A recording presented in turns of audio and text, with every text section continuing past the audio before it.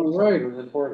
Okay, welcome to the February 3rd, 2026 meeting of the Parks, Landmarks and Cultural Affairs Committee. My name is Neil Barkley and I'm the chair of the committee. Tonight, we are joined by Community Coordinator. This meeting is called to order at 6:31 PM. As a reminder, New York State law requires all committee members who are not able to attend the meeting in person to have their cameras on and their first and last names displayed from the time the meeting is called to order until the time the meeting is adjourned. Members of the public who are attending virtually, you can raise any questions or comments that you have through the Q&A feature of Zoom. Members of the public who are here in person, you can raise any questions that you have by raising your hand. There's time following the committee's discussion, we will field questions from the public and Shuryat is going to take the minute, so thank you so much. Yeah, I really appreciate you volunteering. Thank you. All right, Brian will do the roll call now. Thanks, Neil. Committee members, when I call your name, please indicate that you're present. I'll announce if they're in call. Neil Barlow. President. Thank you. Marty Barrett, present. Thank you. Daniel Bernstein. Thank you, Daniel. Robert Farfan. Present. Thank you. Robbie Hickman, Long speaking. Paige Sturge is excused. Anton Malcolm. Here. Thank you. Reshma Patel. Sandro Sharad. Here.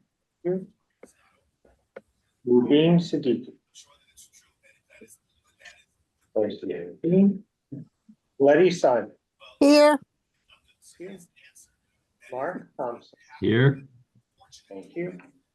Sarah Whittington. Present. Thank you. Shu Yazar. Present. Thank you.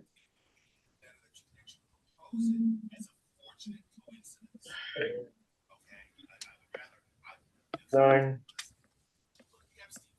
Okay, so we all saw the agenda was shared. Everyone's okay with the agenda? I see no objection, so we will adopt the agenda. Everyone also saw the minutes from the December meeting. It's okay, all right, we'll adopt those. And ground rules. No one speak until granted the floor. Committee members who are here in person, if you have a question about committee business or wish to make a motion, raise your hand and I will identify you so you can speak. Committee members unable to attend in person, if you have a question about committee business, raise your hand through Zoom and then we can call on you. Let's see. All committee members, it's extremely important that one person speak at a time so the members of the public watching at home can understand what is being said by each committee member. And then for committee members, we already know with Zoom, don't use the Q&A to discuss committee business. Okay, so we will start with tonight's agenda. Number one, continued discussion of the reconstruction of the Park House on the east side of Stuyvesant Square Park, and we're joined by Steve Simon and other members from the Parks crew. Hi, Steve. How are you? I'm okay, and hopefully by the end of this meeting, I'm going to feel even better. But I want to thank you for allowing us to come back. As you know, we were at your committee meeting in December, presented a plan, took in a lot of input and comments, and we now are coming back with a revised plan. I just want to just remind people that this began as a project to basically to remove a blight from the park, to renovate a park house that had been closed for decades, and to make it available to the community once again with public bathrooms. And what we found that we had to accommodate a large elm tree beloved in the community. We didn't want to jeopardize it in any way, and wanted to provide more space for its tree roots so that they would not disrupt the pathway. And as a consequence, we then had to modify the dog run and Uh, and we got some very good comments from some of the dog owners. Want to thank Jeff Fagan in particular, and Phoenix Feely, I think that's her name, and Rachel Abrams for the input that they gave to us. And we met with them a couple of times and spoke to them. And we took the alternate plan that Jeff gave us, we modified it somewhat, and really this plan now reflects, I think it's a compromise. It's really a true compromise, and reflects both I think what he had in mind, and a lot of what he had in mind, and and also our original intent. So really, what began as a project to renovate this park house, reconstruct it, has now evolved, and now we're going to get a reconstructed park house, and I believe also an improved dog run. And let me now turn it over to Alyssa Gelnick, the architect and project manager, who will go through her presentation and give you all the details. Thank you very much. Hi, good evening, everyone. Just going to share my screen. Bear with me for 1 second. There's the share screen. You should move the text. Okay. Let me know. Everyone can see? We can see it. Okay, awesome. Okay, thank you everyone for coming tonight. I just want to give a kind of a brief introduction. Steve already gave a really helpful introduction. So we had brought this to the community board back in December, and in the time since, in the 2 months since, we've heard a lot of comments from different members of the community. Various groups have reached out to us to clarify their feedback, to make suggestions. So as Steve mentioned, this design really is representative of hearing all of that, then going back to the drawing board, revising the design to have something that is going to work very well here. So in this park, there's a lot of different needs that we are managing on this site. And the project is really about balancing those needs. We're getting an ADA accessible restroom, addressing the inaccessible path right in front of it due to the roots from this beautiful old elm tree pushing up. Also being conscious of the effects that those changes have, and doing all of that within a historic district, which is subject to Landmarks Preservation Commission review. This park is, it's really unique, it's beautiful, and we can really see how much people care about it and how invested the community is in it. So really want to walk everybody first through the site plan and then through the building itself. So we'll jump right into the presentation. Bear with me while I manage my screens. So major goals for this project are to reconstruct the public restroom, so it will be available to the community again, make it ADA accessible. We have to repair the building. We have to address, as noted, that non-ADA path condition directly in front of the building, and also respecting features of the park, which is in a historic district.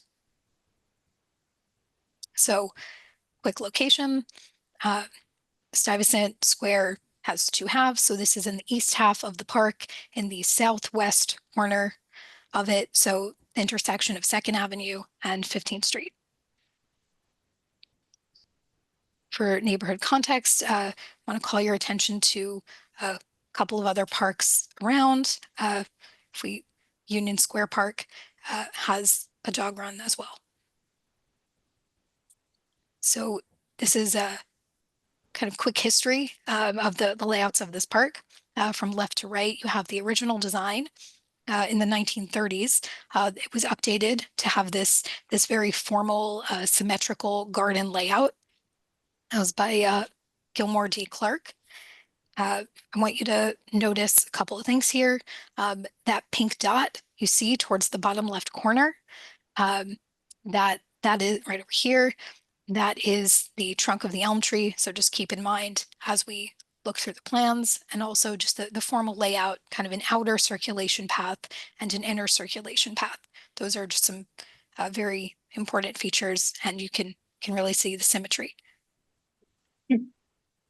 So I'm going to start with the landscape architecture site plan. Couple site photos on the left, approaching from 2nd Avenue and 15th. You see that beautiful canopy. The right photo really shows the challenges we're having on the path with those tree roots pushing up. And the photo on the left is a closer up photo of the building, and photo of on the right is photo of the dog run today. Here we have our existing trees. A quick note for orientation: north is towards the right of these upcoming slides. And in the top left corner of the slide, you can see that really, really large elm. So this slide really summarizes the challenges that we have on this site. So starting from the top left corner, we have a building which has a couple of steps up. It's not ADA accessible. It does not have lighting on it. As you move towards the right, you have this beautiful elm tree. The roots are pushing up. Those red lines coming out from that red dot represent just how far those roots are pushing up. And then we have some gates limiting pedestrian circulation. This is our existing fences, just, the conditions as they are today. This is the existing conditions, but with a little more detail. Just want to walk through some important features here. So we've talked about, the restroom in the corner, the elm tree, and in the center, it's shaded in light yellow. That's the current dog run. So right now it incorporates the full inner path. So the only circulation is the outer path, which is interrupted by those elm tree roots. There were a number of things that we heard about how these existing conditions were working or not working well on the site. Couple those to point out. In the center area, the granite block, in addition to not being ADA accessible, we heard that it was very bad and unsafe for the dogs to run on. Another thing which was mentioned, where it calls out the World's Fair bench in the dog run, that also is not really a suitable type of bench in the dog run. So this is what we had previously proposed, what we shared in December. Major features of this previous plan are restoring circulation to the inner pathway, providing accessibility to the public restroom. It did make the dog run smaller, and we heard the concerns about the granite block. And after presenting this, the community asked us to take another look to see if we could reduce the impact on the dog run. So that brings us to our plan today. In response to the feedback at the community board meeting, and also follow up and suggestions from the community, this here is the new proposal. We still needed to address the disruption of the path due to the elm tree roots. So in the top left corner, the part that's the same, we've got gently sloping paths up to the restroom, so it's ADA accessible, a large planted area to contain those tree roots.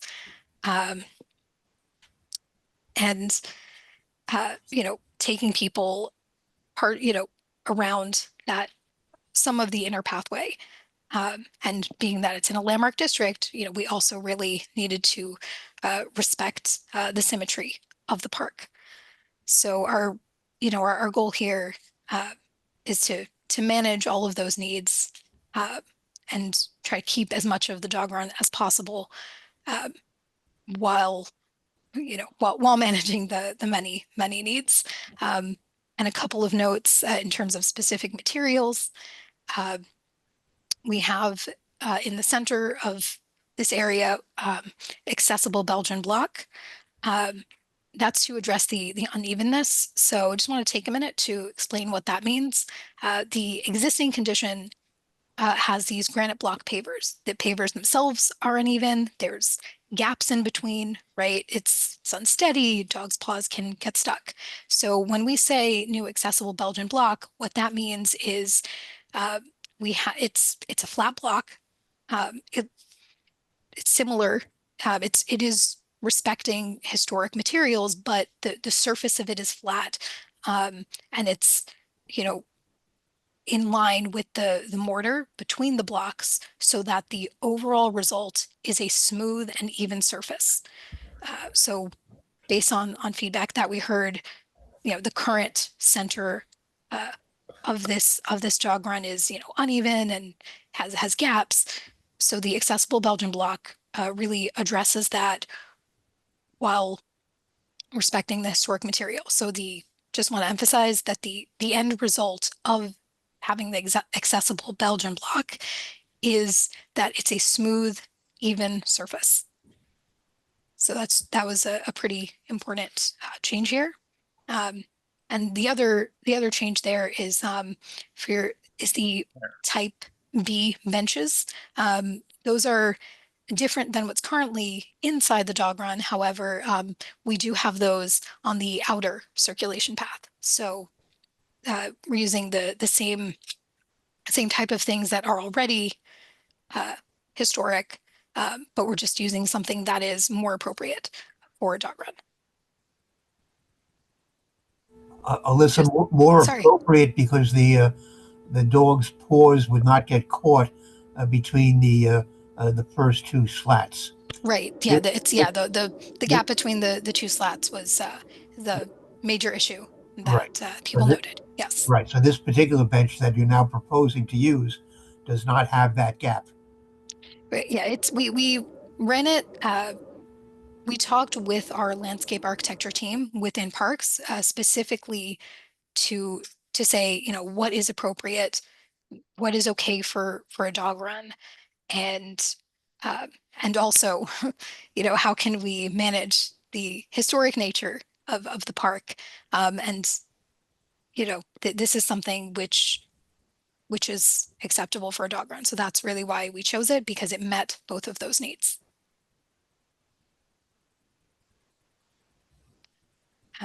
So gonna jump to the proposed fence diagram.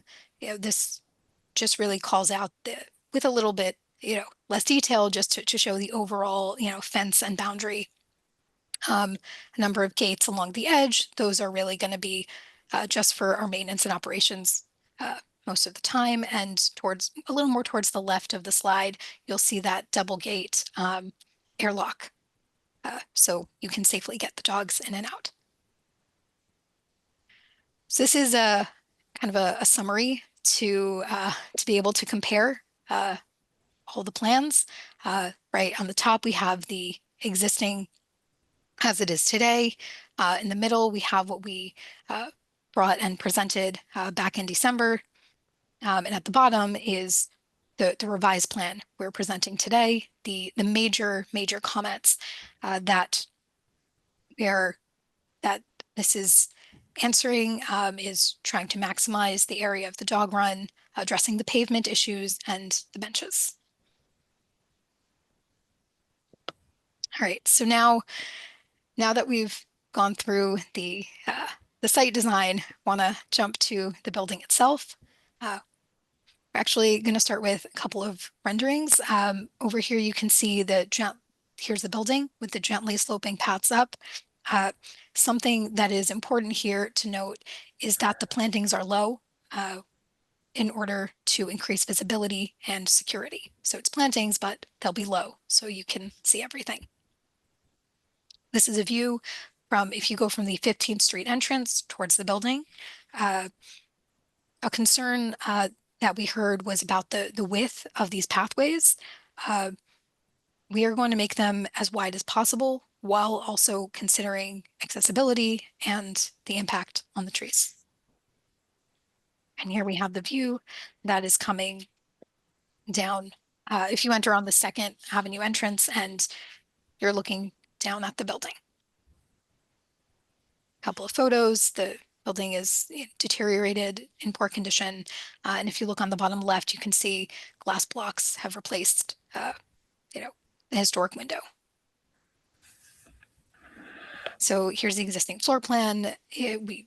There are non-functioning and pictures which are taken out, does not function now.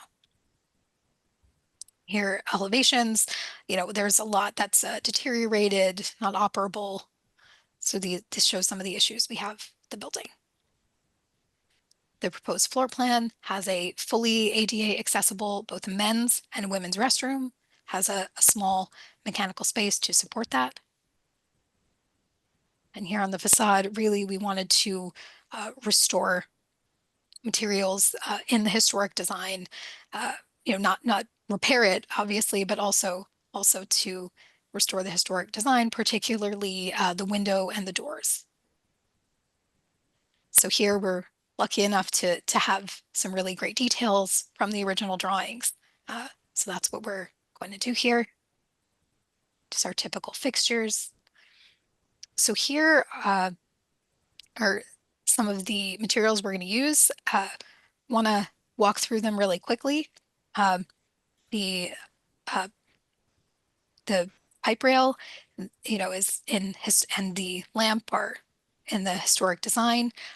In the center of this slide where it says bench type B, American white oak, painted central part green, that is the bench that we are proposing to use in the dog run. It is currently on the outer circulation path, and that's the better one to use in there. All the way on the left of the slide, there are a few different paving materials. The bottom left four are really to try to explain and show what this accessible Belgian block will do.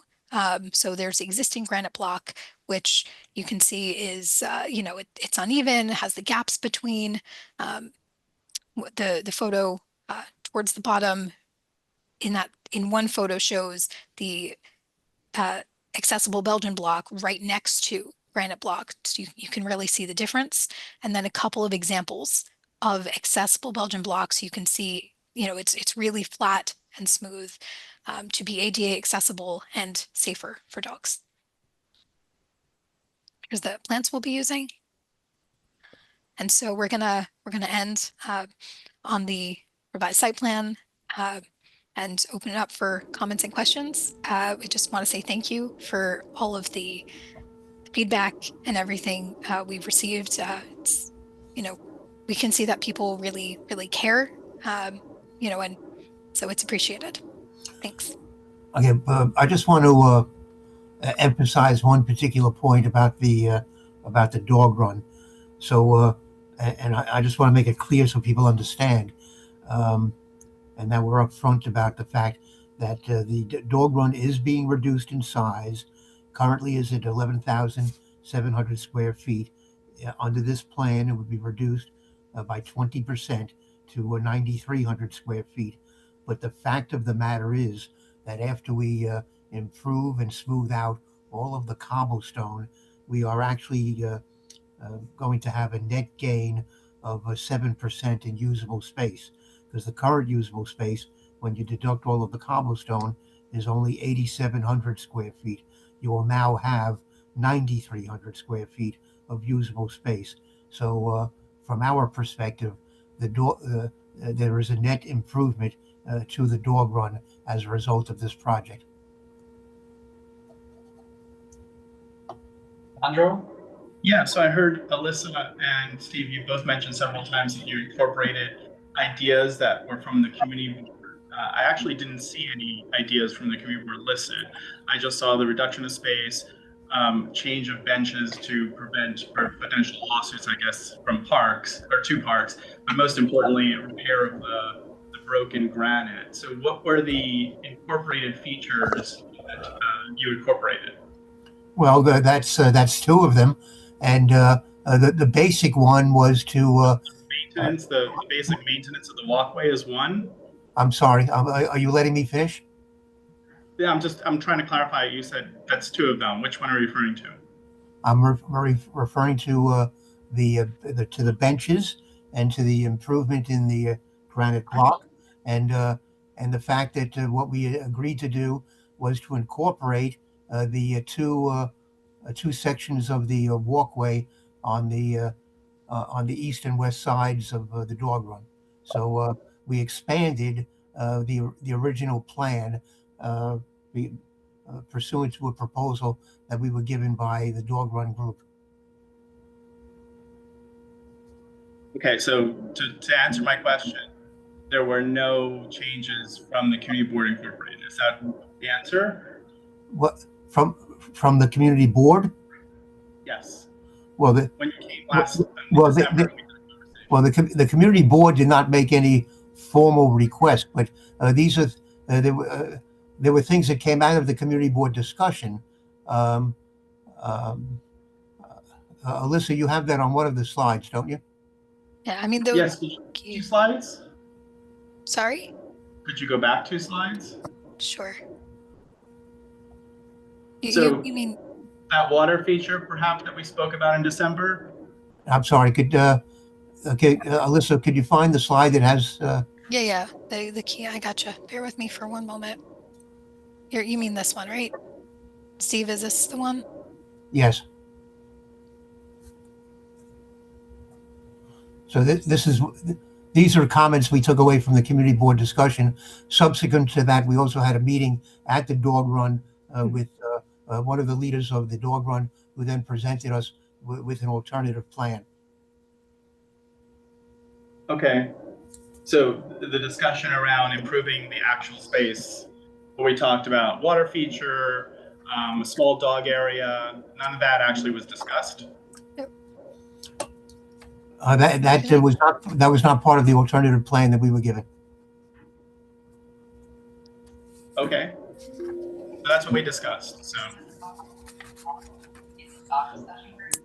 I just want to jump in for a moment. There were many comments. We did everything that was shared. We did take a look at. You know, but Not when you every- say shared, all sorry. the things that I personally shared didn't take a look at as an hearing. what He I'm said- saying, what I'm trying to say is we did look at that also, just because, and not everything is necessarily feasible to do in the plan. But I want to, every single thing we heard, including the things you said, we took very seriously and looked at, even if, Well, even let me just say, if there are additional things that you want us to look at, then it would be helpful if those were included in the community board resolution. And Sandra, to be clear, like the two that you're specifically referencing are the water fixtures and small dog. I believe those were the most interesting of the ones that I suggested, but we have a meeting recorded in a minute, so we can go back to it. Yeah, because I'm looking at the minutes and trying to see, because I wonder, and maybe this is a question for Alyssa and Steve, like, is the water fixture, would that be a part of this, or is that something separate? Like, if we, like, is that something in the resolution, and the dog run, dividing it in two for a small dog run? I mean, I imagine that would be part of the conversations, and maybe that's something that you addressed. So I guess specifically, the two questions are, for that water fixture, is that something that would be a part of this project, or is that out of scope here? And two, did you specifically talk about a small dog run in your conversations with whoever came to the dog run that day? Well, I wouldn't rule out anything at this point, because I would want to go back and talk to our team to determine whether these things are feasible or not. So I wouldn't want to just say something off the cuff right now. December that you were going to come back after you had that discussion. So I'm just disappointed because this is actually really important. And just to the the lady who mentioned, so I cannot bring my dog because my dog was injured at that park previously, lost a tooth from roughhousing with a larger dog. And so I would guess that you don't have a lot of small dog participants. We do. You do? But there was like one person that had a situation like yours, and he was the only one that wanted it out of the discussion group. Of course, this was a very informal poll for Right. the discussion group, and everybody else was against it because there is no space that big to bring your dogs to, and that was like people were putting that as the priority to have more space for all of the dogs rather than 2 separate spaces. So that's what they came down with somebody else having exactly your scenario, but it was a very like landslide vote of just one person and now 2. But I'm not saying that that was very informal, this poll. Yes, Steve, during the last meeting, there was brought up the subject of security in around the renovated bathroom area. Maybe extra lighting or security cameras or police presence walking through. Was that ever? Did we get any more feedback or on that issue? I mean, that's more of a. I guess it's more of a security and a police parks department issue. But I'm just wondering if there was any discussion of that issue.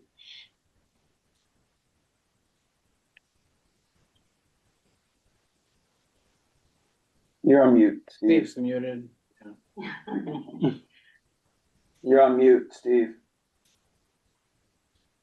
Can we unmute him? Oh, I'm sorry. I didn't realize.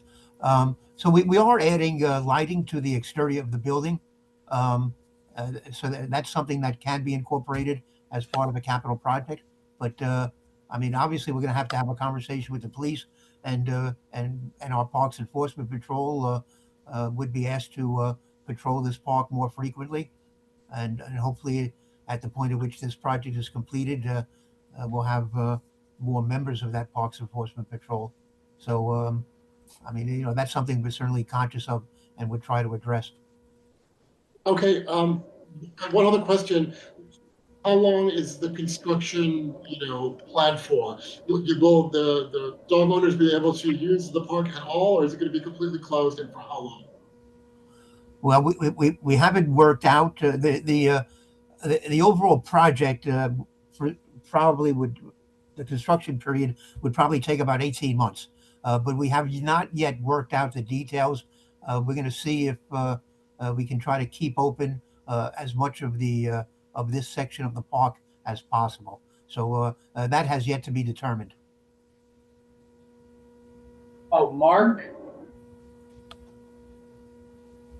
Hi, thanks. Yeah, let me raise my hand. Just had 3 quick points I want to break. I want to thank you guys for looking at the benches. I mean, Sandra mentioned losing a tooth, but for years, the board was very interested in making sure that all the benches were safe for small dogs. Our former chair, Carol Schachter, was a champion of this, having seen quite a few dogs whose legs were broken. And Steve, I know you know that from decades ago, so thank you for looking at that. The second thing that personally got me that I'm glad you did respond to was reducing the plantings around the building and putting lighting on it.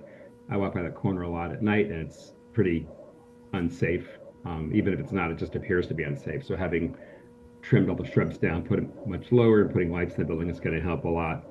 The one thing that I do want to make sure we do, or you do, is always call the dog run a temporary dog run for legal reasons. It's always been in the past when we researched this. Gary Papich did actually 20 years ago, I think. The park itself has to be a passive park, as we know, and the dog run, by calling it temporary, means it's not a permanent dog run, so it meets the requirements of the deed restriction. So I think if you guys could use that language, even if it's not going to be temporary, we hope it'll be there forever. I think we need to use that language just so that there is never a legal challenge to having a dog run there. Well, our Mark, I appreciate you bringing that point up, and it was something that actually concerned us greatly as we got more and more involved in dealing with the dog run. But our lawyers are satisfied that that we don't run afoul of the deed restriction. Okay. Good So, luck. and frankly, I think um, the result of this project is going to be that that we're no longer going to be referring to it as a temporary dog run. Okay. Now, because we're now investing some serious efforts to improve it and to spend money on it. So I don't think we're going to be thinking of it any longer as a temporary dog run. Okay. I just want to make sure that goes on record, and when the family comes back, and whenever. Well, Yeah. Good luck. All right. Thanks. well, listen. I don't want to go into a great detail about this, Yeah. but the people are not running around. The people are sitting on benches. Yeah. So, Yeah. Hopefully it'll work. Okay. so Yeah.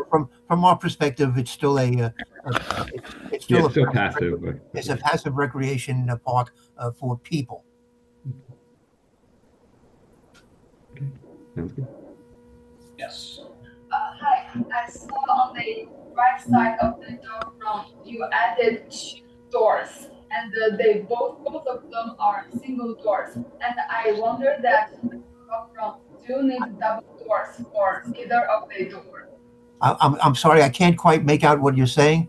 So I mean, can you enlarge the photo? Can you zoom in the? One sec. I'm gonna jump to a plan, which will bear with me for a Alyssa, the moment. question's about the gating. Yeah, the doors. gate. Yeah. Oh, the gates. Oh, the gates. The gates. So these, yeah, the Shuya, right. the mic's over here. Okay, and you have 2 gates on the right side of the dog run, and right now I just see one single door for each of the gate. And I wonder, for a dog run, do you need double gates for either of the gate or either of the door?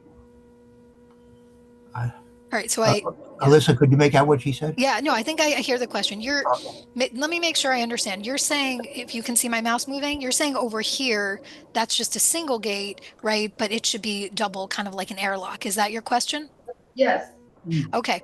So to clarify, over here where my mouse is moving towards the left, this is the kind of the airlock, the double gates. These we're showing, these are really for our maintenance and operations staff. We had gotten some feedback about gate locations, so it's something we're looking at, but anywhere where where it's supposed to be an entry for dog owners to come with their dogs would be a double airlock. Any single gate, like this is really for maintenance and operations, and in daily use, that would be locked. But it would just be so park staff can maintain it a little bit easier. Does that make Okay. sense? Yes, that's fine. Okay.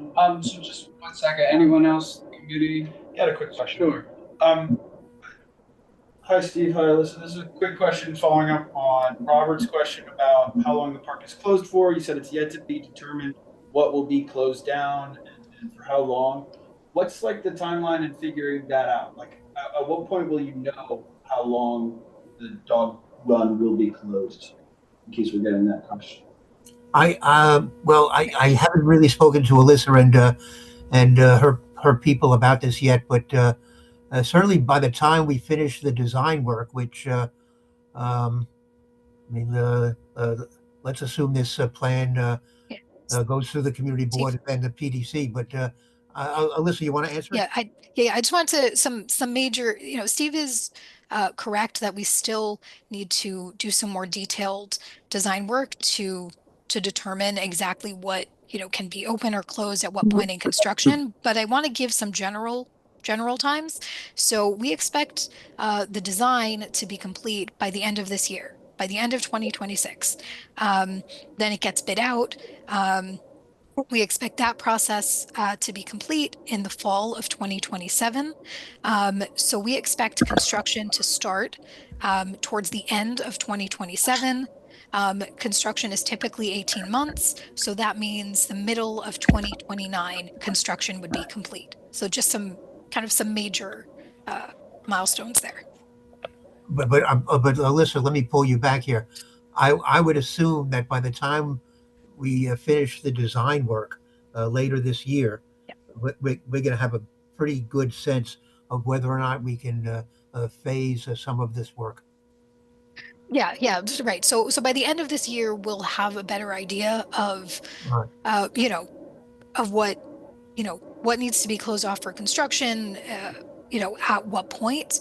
I just kind of, I don't know, I kind of wanted to give a sense of the overall, but yes, Steve, you're right. By the end of this year is when we will have a better idea, of what needs to be closed in Right. order for us to do the construction and at what parts And, of it. and it is my goal that we not close the dog run for that entire 18-month period. My hope is that we can avoid doing that. Thank you. Thank you, guys. Okay. Is there anyone else on the committee? Okay, so we will now go to the public.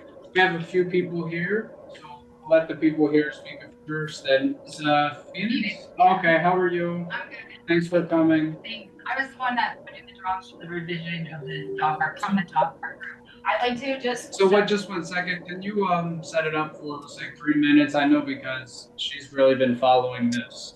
Yeah. Been a lot of this. I have measured this out. This is a 19-foot garden, and this is a 19-foot garden. These are 19-foot. These right here are probably about 3 feet. I'm not 100% sure. These are buffer gardens. My dog's not a barker, but there's a lot of dogs that are. And for the neighborhood, I'd like you to consider, like, I really want to go with the other plan because you're not gaining symmetry here. And I have, like, pictures of the past system to show that. Like, symmetry is not being gained, but mainly because of the fact that the 1/4 plan, which is the one that we put forward to the Richmond plan, which is all they need. This is all that they need right here. That's the 1/4 plan. That one would make it so that the buffer gardens are much bigger. The noise is held down. We're not, like, I mean, dogs can see, like they can see the people passing and the people passing, they bark. That's just a fact. Okay, so whether I train my dog not to bark, not no one, but other people don't do that. And they let their dog bark. Now, it's not just that, but it's also the path systems. So if you're looking at this one, the path system right here, you just have one path going this way, one path going this way. It is no different now. Right now, we have the inner paths, and we have, when you walk into this feed right here, you have one path to your right, one path to your left. You're not gaining symmetry by putting the fences in a different way. It's just not happening. You've lost the symmetry as soon as you've lost that, and unless you take this path right here, you're not gaining it back. Just because a fence, you can't see the fence from the GPS, like in the satellite, when you walk on the ground, it doesn't look symmetric just because it goes out. This one right here, which is the one that they're proposing, if you can kind of follow along with what the fence, with the path will, you literally just come here just to go out here. It does not help the traffic of this at all. It doesn't help the traffic. It also is going to probably just cause a lot of people to sit in here, which is going to be very distracting to the dogs. And I think it's going to cause the neighborhood a lot of grief. So I really, for that plan, if you were going to take 50% of it, I would suggest doing it so that it was on this side, so that the people from the bathroom, you have overflow here, and you have a path system that, I don't know if that one goes around, but you would have a path system that would, let's just show the path system, the black lines. This path system is for this one, and this has a path that goes inner, goes all the way inner. And so you can go out here, this is where the bathroom is, and that would just help the flow of traffic if we get more traffic later on. This would be a smarter design, I think, functionally. However, I am for the 1/4 design because I like the 19-foot buffer gardens. I'm sorry, when you say 1/4, which one are you referring to? The one in front of it. Okay. Yeah, that one. So the 1/4 design is the one that takes the minimal amount from the dog park. And the reason I'm for that is mainly for the buffer gardens, mainly for the noise, mainly for the neighborhood. I don't live close enough to hear it, but I do feel bad for the people that live there a little bit, like it is loud at times. And I've considered a lot of different aspects. I want to save the elm tree. I want to keep as much as the dog park. I really don't think the cemetery actually is something visible. It's not visible from space. It's not visible from the ground. That, Excuse me, your time is up. okay. And it's just, Yeah, Brian, did you have a timer? Yeah. Okay. Thank, Yeah. well, just one question that I have, right? So, are you with a certain group or? well, I mean, like I talked to the SPNA people, but I bring my dog to the dog park. I talked to the SPNA people to get these designs because I wanted to know what their needs were. I do go to the dog park all the time. I was working with that group. They're using my designs for the meetings. That's what they were using. And I also live in the area. I do classes at the park. I do everything at that park. I commute through it, so I know it from pretty much every angle, and I've lived there for 20 years. So when you say the group, is that the group that Jeff Fagan was involved They use with? my designs, and Okay. I am also a part of the dog park for sure. So, But because it sounds like the Parks Department, they met with Jeff, yeah, and I So- also talked to Steve Simon okay, on my own. The thing is that I'm like thinking more of the neighborhood and noise levels. This is not, my thing is not just like, give the dog park all the room. I do think the dog park is justified in keeping as much room as possible, because there, when you go there, it is the busiest out of the rest of the areas in the park. I do think that's true.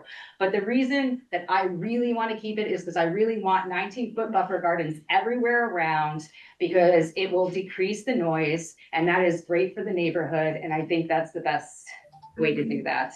have you ever heard anyone in the neighborhood complain about noise? I mean, There are a lot of neighbors of dog runs that complain. I hear that regularly. No, I mean- This, But in this one? yeah, Yeah, but other locations. we I'm have. just Yeah. asking about this one because it's right there, the 15th and 2nd. And there isn't really too much residential. I mean, you have the, It's a dorm, yeah. just the one part, so, but okay, but you did speak to Jeff and you also spoke to Steve. And so Parks, they made some adjustments and I know they work closely It's right with over here. Jeff, Should I so, pull the um, resident? yeah. yeah, and I was So, working with Steve there. Okay, Yeah. but you know, I think at least with the design, you would say there are some improvements, right? I In the think so, design yeah, compared to I just really don't Right, like a this is 3-foot the buffer first garden in right. that much of an area, and I don't think that paths are as functional for commuters. Okay. Thank you so much. Thank you. Yes, and then, I'm Karen, and I've been going to this park for like the past 4 years, and yeah, we actually created a website yeah, called you wanna come up, Safe Sky Brian, Dog Run.org. minutes? If you would like to check it out, there's over 150 people from our community who have supported the proposal that is that you have in front of you. Yeah, I mean, I totally agree that like the 1/4 proposal, so that one there. I just also, in addition to like the symmetry, I feel like, yeah, like Phoenix said, there really is no symmetry, I mean, with the new wording that's gonna be added, but I also wanna add, or like bring forth that the ADA compliant cobblestone that was mentioned that will increase the amount of space of like usable space for dogs is really you know, it comes with a big asterisk because there's really no basis for us to believe that this cobblestone is gonna be safe or usable by our dogs, since there is like up to 1/2 inch of gaps. I did a lot of research on the ADA cobblestone, and this is like not very comfortable for disabled people, and it's like, you know, online, and could potentially like cause a lot of injuries for our dogs. So yeah, I just wanted to like bring that forth, because really this is a 20% reduction, and I mean, our community, you know, we all like really support this plan, and we really want to understand like why like the proposed plan is going forth with like the 20% reduction. As Steve said, he wants to maximize the amount of space of usable dog run, and I think this plan in front of you is what would do that. And there has been injuries both to people and dogs, like she mentioned. And so you also had a chance to work with Jeff and speak to Steve as well? Yeah, I was not with Steve. I didn't speak to Steve directly. But yeah, like I said, Safe Stuyvesant or SafeSty.org. The petition, right? There's over 150 people, and people have like posted, you know, like how much they love this dog run. I think that, yeah, it would be, you know, so much more better if we could take the plan that maximizes the amount of usable space over like aesthetics, which is what this other plan seems to prioritize. Okay, thank you. Is there someone else? Would you also like to speak? No, okay, just here, no problem. Okay, thank you both. Hopefully I know. Yeah, so. Okay, so we can start from the top and let me see, how many people do we have? 1, 2. Yeah, we got There's six. hands. Okay, so six, we can do 3 minutes, but just one question. I think Elisa DeVito is on. She's on, right? So. How do you spell it? Yeah, she's on. Elisa, would you like to speak? Want to raise your hand? If so, I don't. she's How do you spell it? How do you spell it? Last name? DEVITO. Yeah, I don't see her. Yeah, if you scroll down. I mean, I'm using the search box and I'm Okay. oh, here, okay, she raised her hand, okay. Okay, yeah, if you can recognize her, please. Give her 3 minutes. Okay, Elisa, you should be able to unmute. Can you hear me? Yeah. Hi, thanks so much, Neil and everyone. We really want to, I'm speaking on behalf and partially on behalf of the Stuyvesant Park Gardeners, and we really want to thank Parks for their careful work. I understand there's lots of different needs and wants for all the different stakeholders in the park.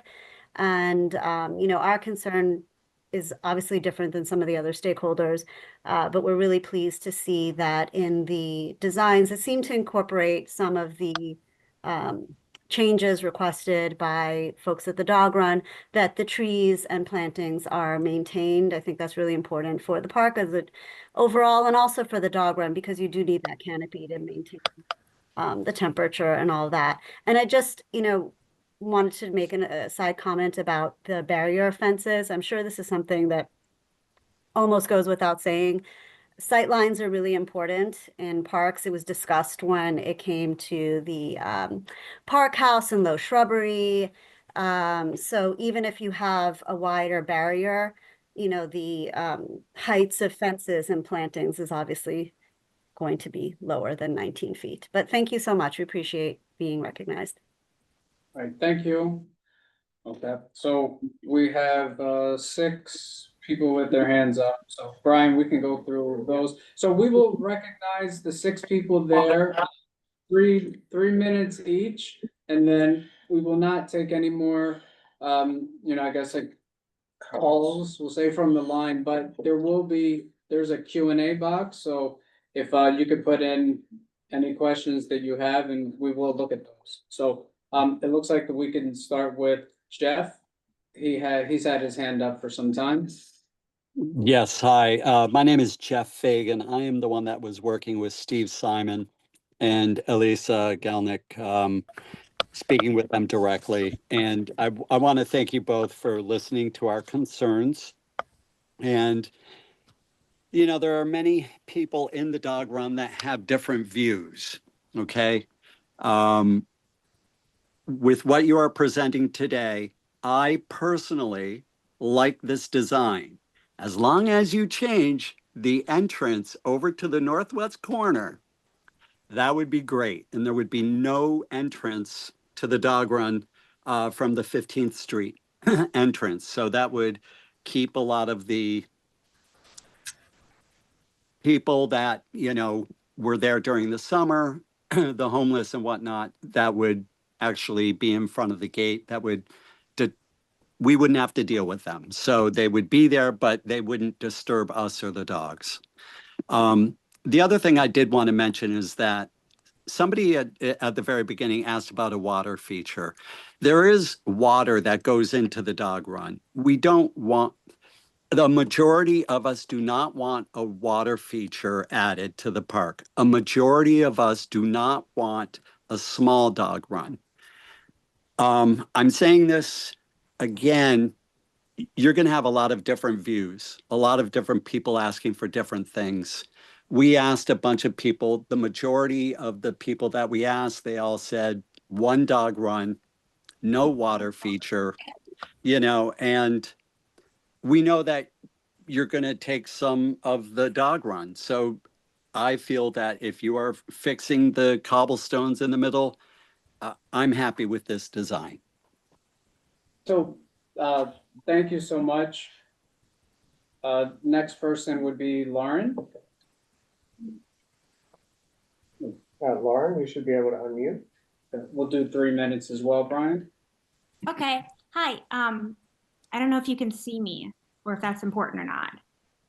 We can see you. Okay, great. I live on 13th Street. I've been in the city for 5 years, kindergarten teacher. Here's my dog. I just wanted to support the No Dog Park initiative. I feel like there's all this conversation about maintaining it, but it's not part of the original design. And I think that by making all these accommodations, we're just destroying the beauty and the history of it. And at that point, like, how many things are we going to destroy for these temporary wants of ours? So I just want to put out on the floor, I don't like the dog park, and I would like the park to stay as historic as possible. And then I think just my final comment is, at the beginning, one of the committee members was talking to the designers who have done amazing work. This is an incredibly detailed proposal. And I felt that your attitude was a little rude. And I'm very sensitive to that as a kindergarten teacher. And so I just want to remind everybody, you know, using a kind voice goes too far.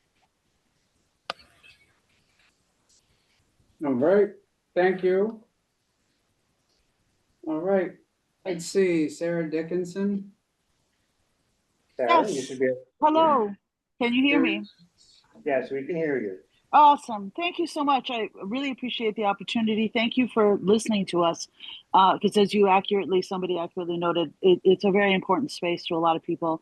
I use it every day. I am a dog owner and I live in Stuytown, and I am also a dog worker and a trainer as well. And I just wanted to say, please, don't cut the park. The small dog run, there's part of the big reason why this dog run is so popular and used so much is because it is the only large space. And it's effectively, for the majority of the time that I'm there, used really well by both all sizes of dogs. So thank you for listening to us. Please don't cut it. The space is really needed. And the buffer as well. I was there today. You do want to make sure that you have a little bit of a screen. That is important for the dogs for less noise. But thank you very much. I think the space in the middle there, if you fill it in, will be more functional. And I have to back Jeff as well with the no water. Please keep as much space as possible. Thank you very much. Thank you. All right, Robert is up next. Robert, you should be able to unmute. Okay, I've unmuted. Thank you. Okay, I'm part of I've been a volunteer there for about 12 years through SPNA and now with the Stuyvesant Park Gardeners. So I have a little bit of experience, far more than all these other people who are voicing their anxieties. Okay, Park House. I know personally, having climbed and cleaned the gutter of that park house, that there are very small drains that need to be cleaned out. Is there an improvement of drains? Maria Mendez, head gardener, and others, after a while, did not clean out the gutters of the park house. The water filled up, it became clogged. Winter came and destroyed everything. There was no leaks in the roof up until that point. And then because of all the freezing, thawing, and ice, it totally destroyed the roof. Is it being redesigned? Another point, I'm just going to read down here.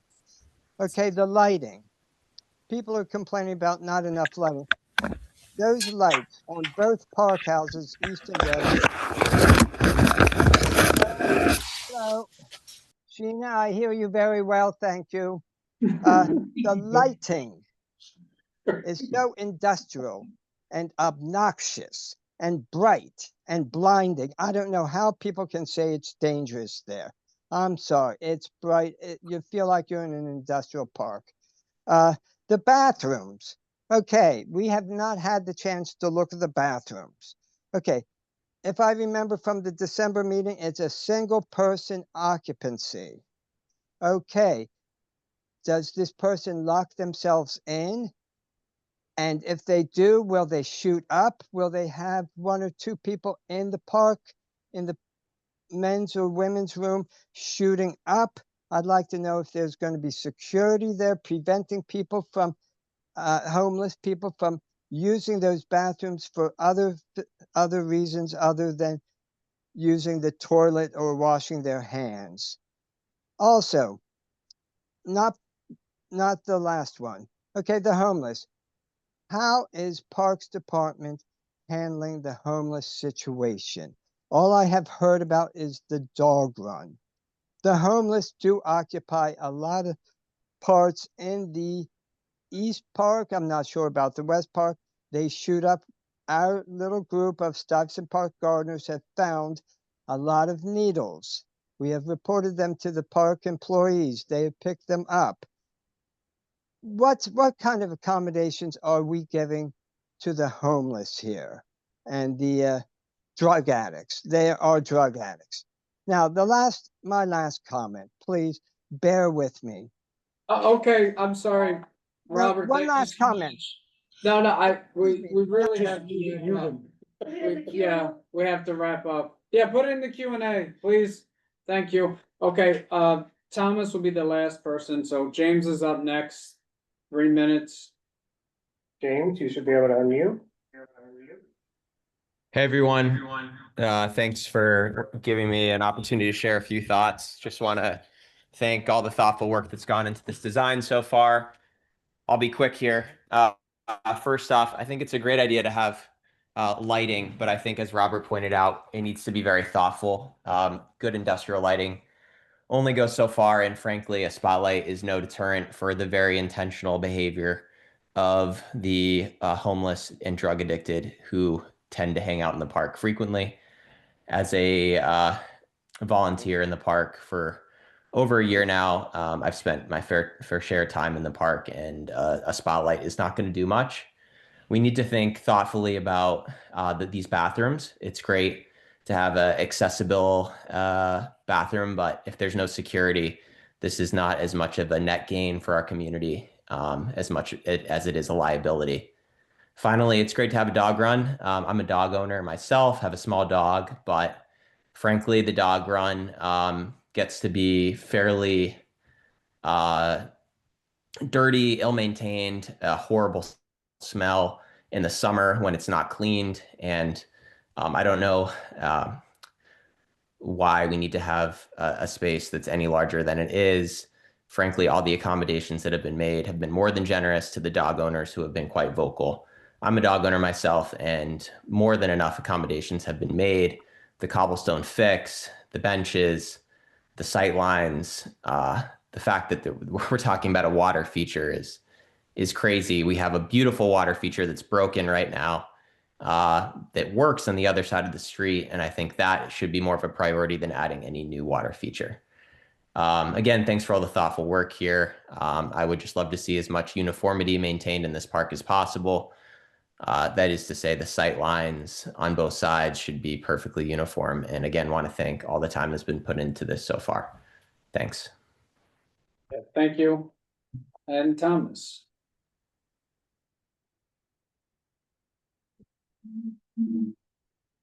Hey, everyone. I just want to thank Jeff, Karen, and Phoenix. I know I see them every day when I visit the park, and I'm very much in line with their proposal to keep the southeast end of the park expanded.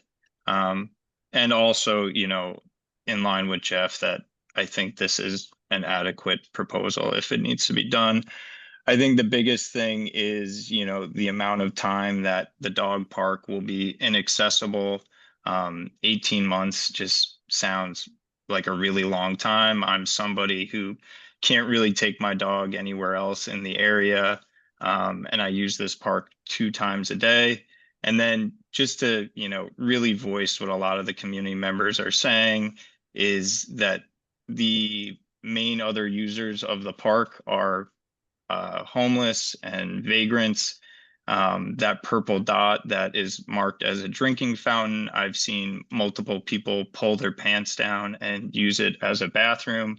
So my concern is that if we give a bathroom right in an area that is highly occupied by people using heroin and other drugs out in the open, is why won't they take that over and use it for their own uses? So really this dog park is kind of the only safe space in the park because we are closed off from that. On the north end of the park, there is a dirt pit that has become overrun and unmaintained that shouldn't allow dogs or any sport play, but it's really not policed. So I think addressing things like putting proper fencing around that, as well as keeping, a space that we use every single day with some upgrades should really be the focus, instead of giving a place for people to do drugs and, leave a mess. Thank you. Thank you. Okay, Q&A. Brian, I see you started to look at these. Point of clarification. I know Parks mentioned that they were going to be replacing the broken granite in the center of the space, but as I'm looking at the handout that Phoenix gave out, there's several areas around the periphery noted as cobblestone needs repair, in addition to 2 sink hole areas. Those are the pavers, those are the hexing pavers. I did bring those up to Steve. I do. Yeah, so my question is that, are they remediating any of the walk besides, or the surface besides the center part with the granite? We're gonna take a look at that. There are 2 particular areas that she pointed out that we're gonna be looking at to see what we can do to correct that condition. It says new accessible Belgian block on the outside, where here it's. I see. Yeah. Okay, on the bottom. Yeah, it is. Yeah. Yeah, it's in there. Yeah. It just doesn't have these 2 spots in And I it. guess I should email It's those just circular. pictures. Okay, thank you. Yeah. Thank you so much, Paul. Okay, Okay, we start at the top. yeah, we can start at the top. So Cody Dockery asks, why is symmetry so important? Is there any clause or policy that prevents them from straying from symmetry? I think one of the concerns here is a landmark, and it's in a landmark district. So the park historically has been symmetrical, and I believe that's one of their main concerns. They'll have to go in front of the PDC, the Public Design Commission as well, and they will have a lot of concerns about keeping this in its historic context. I know symmetry doesn't sound like a big thing, but it actually is perceivable by many people. I read the 26 pages on the Stuyvesant Park and they say nothing about symmetry. I have no idea if that's like the full on thing, but it's what is on the government website and it said absolutely nothing about symmetry. And in addition, I just want to call out that Rachel Adams, another community member, called the Landmarks Commission and they said that symmetry is subjective. Okay. And you lost it with the garden, not with. And if I could just ask if anyone here has been to a Landmarks Preservation Commission meeting? The subjectiveness is definitely something that it is part of their, probably part of their subjective judgment that we should be keeping our historical features. I believe that's pretty much part of their group. I mean, but it does strike me that the asymmetry of that corner, as we're moving one way, yeah. Jack Taylor, who was instrumental in making the area a historic district, would be very much involved in keeping it as is. This is the information I found on symmetry. There's nothing in there or on the park's historic. That's anything in that 26 pages that has to do with Stuyvesant Square. The rest of it is the buildings around it. I didn't print out everything. Okay, all right, thank you, Thomas. Oh, no, I'm sorry. Thomas is- Pardo, actually, yeah, he put a question in the Q&A. Yeah. Why will there be a sacrifice in space to the southeast portion of the park if it does not interfere with a new bathroom?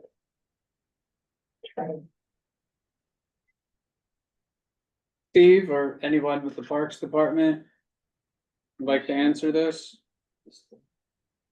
Well, we're altering that corner in order to save this majestic elm tree. All right, thanks, Steve. I can jump in. I'm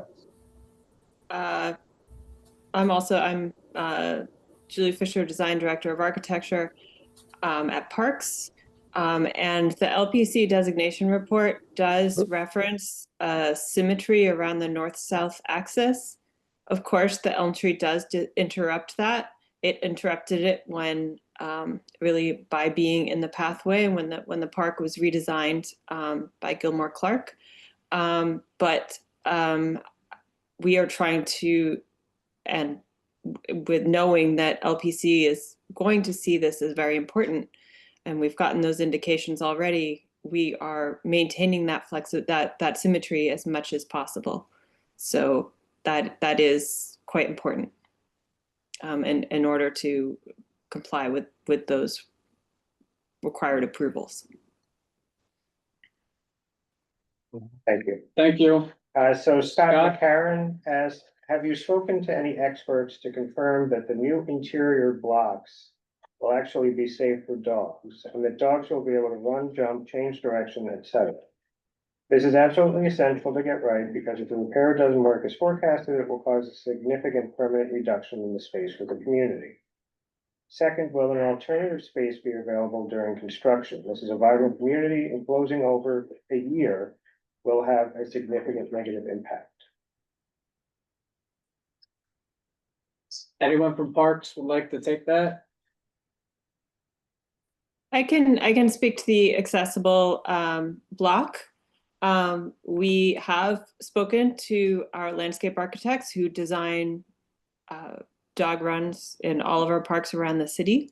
And I think I want to caution against just looking at what the requirement of accessible block is on the DOJ website. We understand that having a sufficiently smooth surface to not catch paws is important. We heard that, we understand that, and by mortaring them in place and shaving them down, it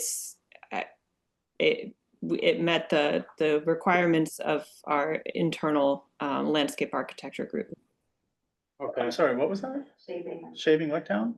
We shave the cobblestones down so that they are flatter, and then we mortar them in place so that it is a much they don't move around like they do now, which is part of the problem is that they shift when they're sand set.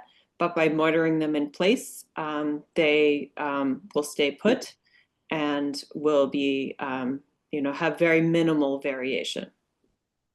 But that's not. I think the photos that we showed at the end of the presentation, do you want to move forward? Do indicate that you can see the difference between what is there now versus, I think the bottom left, it's pretty flat. Is that what Belgian block is when you shave it Yes. down and you do the mortar? Well, it's Belgian block either way, but it will be shaved down in order to, and that photo on the right also shows pretty clearly that it is a smooth surface.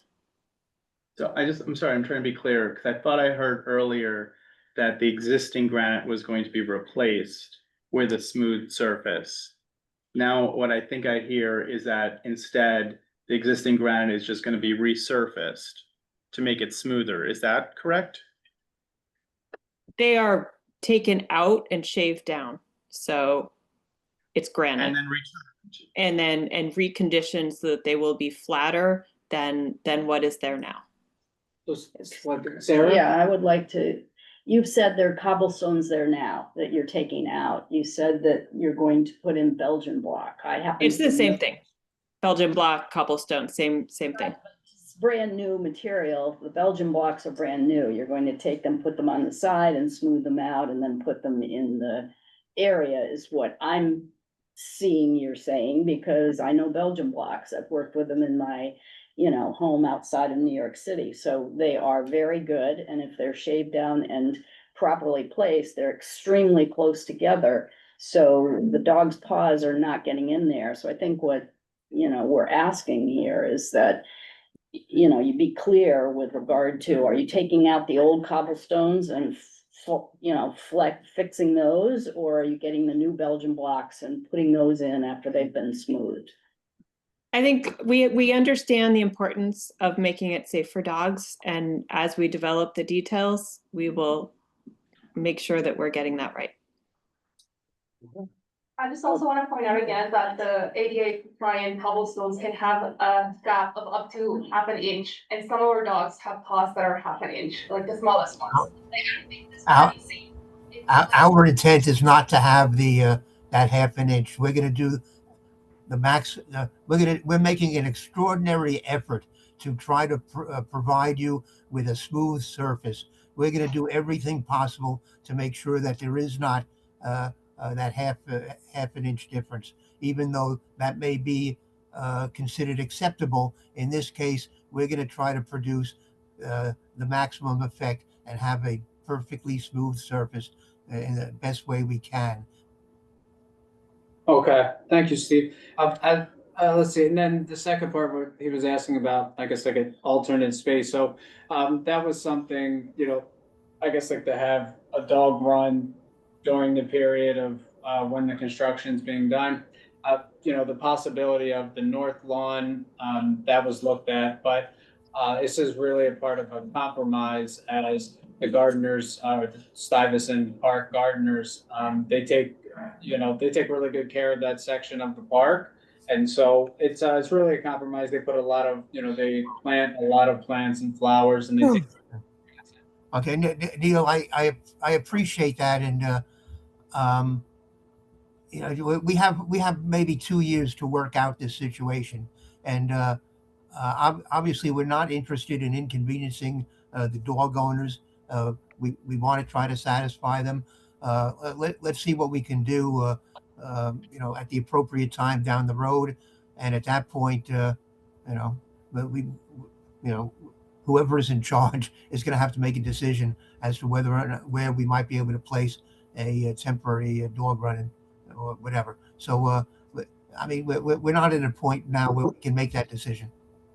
Okay. I'm emailing. Thanks, Steve.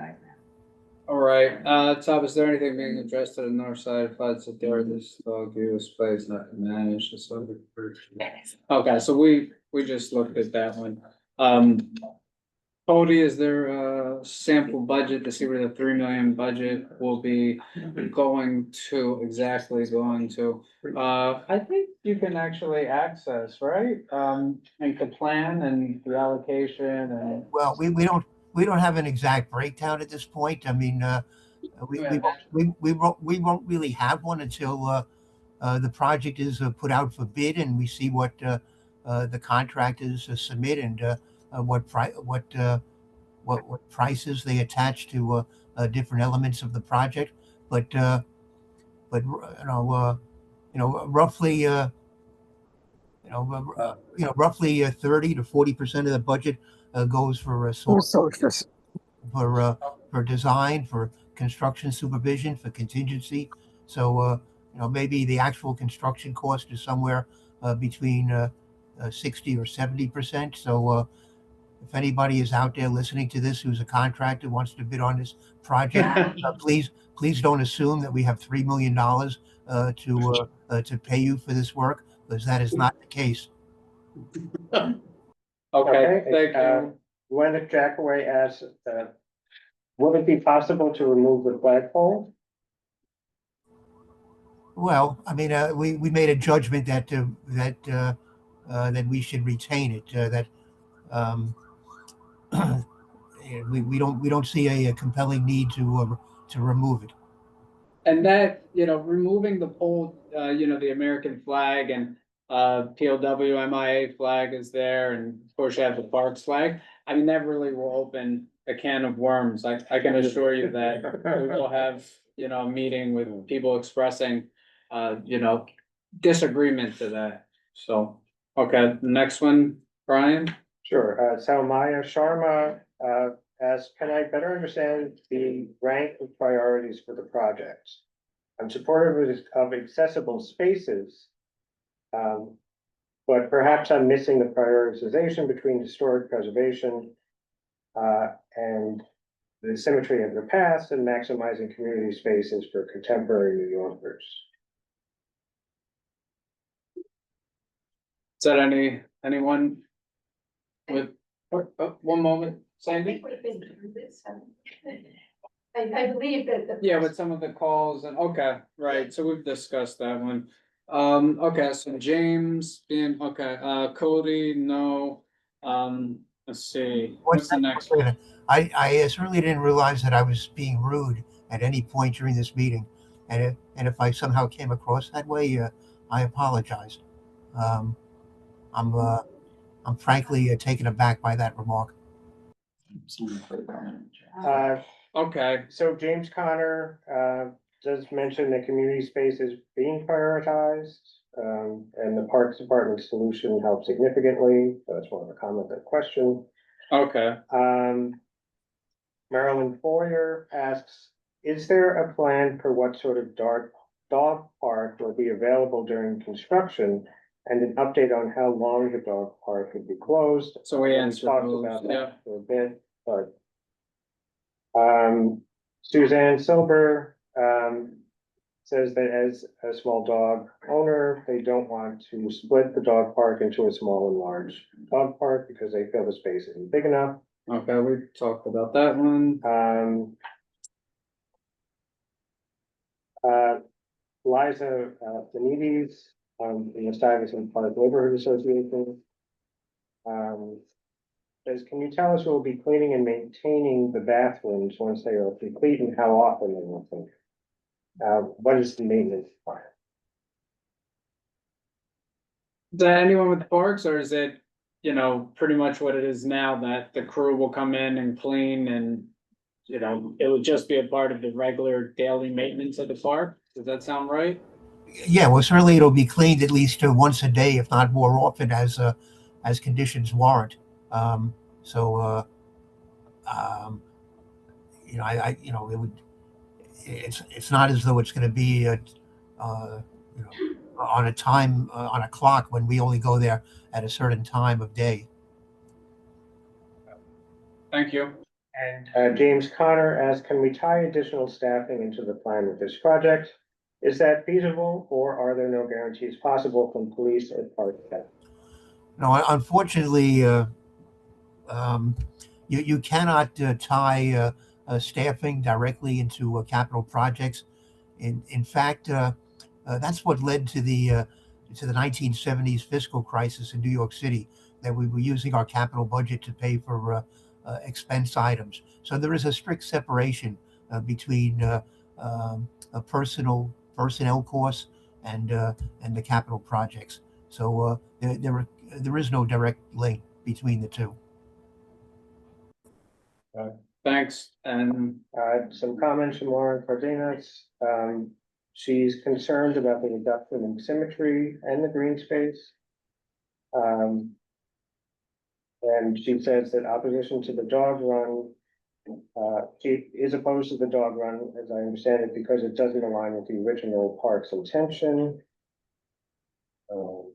okay. Yeah. Victoria Atsness, says that people are not sitting on benches, they're standing and walking. The dog run has more people using it than anything else in that park. Okay. So saying more or less that, I guess they wouldn't consider it to be a passive park. The dog run is permanent. Cody Dockery is asking if the double airlock can be moved to the center gates, as that would make it safer for people at the dog run. Okay, we talked about that one. Discussed the gates. Gloria Giordano says some of the areas where the hex pavers are sunken and depressed, will those areas be leveled and repaired? I think we more or less answered that. Yeah, we can. Lauren Cecilio, thanks Alyssa for addressing the community's input on the dog run. And she asked, has there been consideration of extending it north and reducing that garden area? Oh, no, nothing at this time. Because I gave you guys the north and not. Mm-hmm. That was originally for a permanent location. As a temporary location, you would just be like, you know, cut out this garden, but the rest of it is very blank and it's not even lawn, it's basically mulch. So Okay. we wouldn't need much more, just like a fence.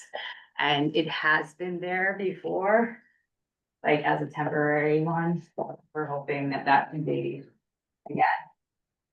Yeah, we discussed also in December having a temporary location for the duration of 18 months or so, whenever they are not. Yeah, gonna so be able to- that Steve's going to look into that. Yeah. So we'll get closer.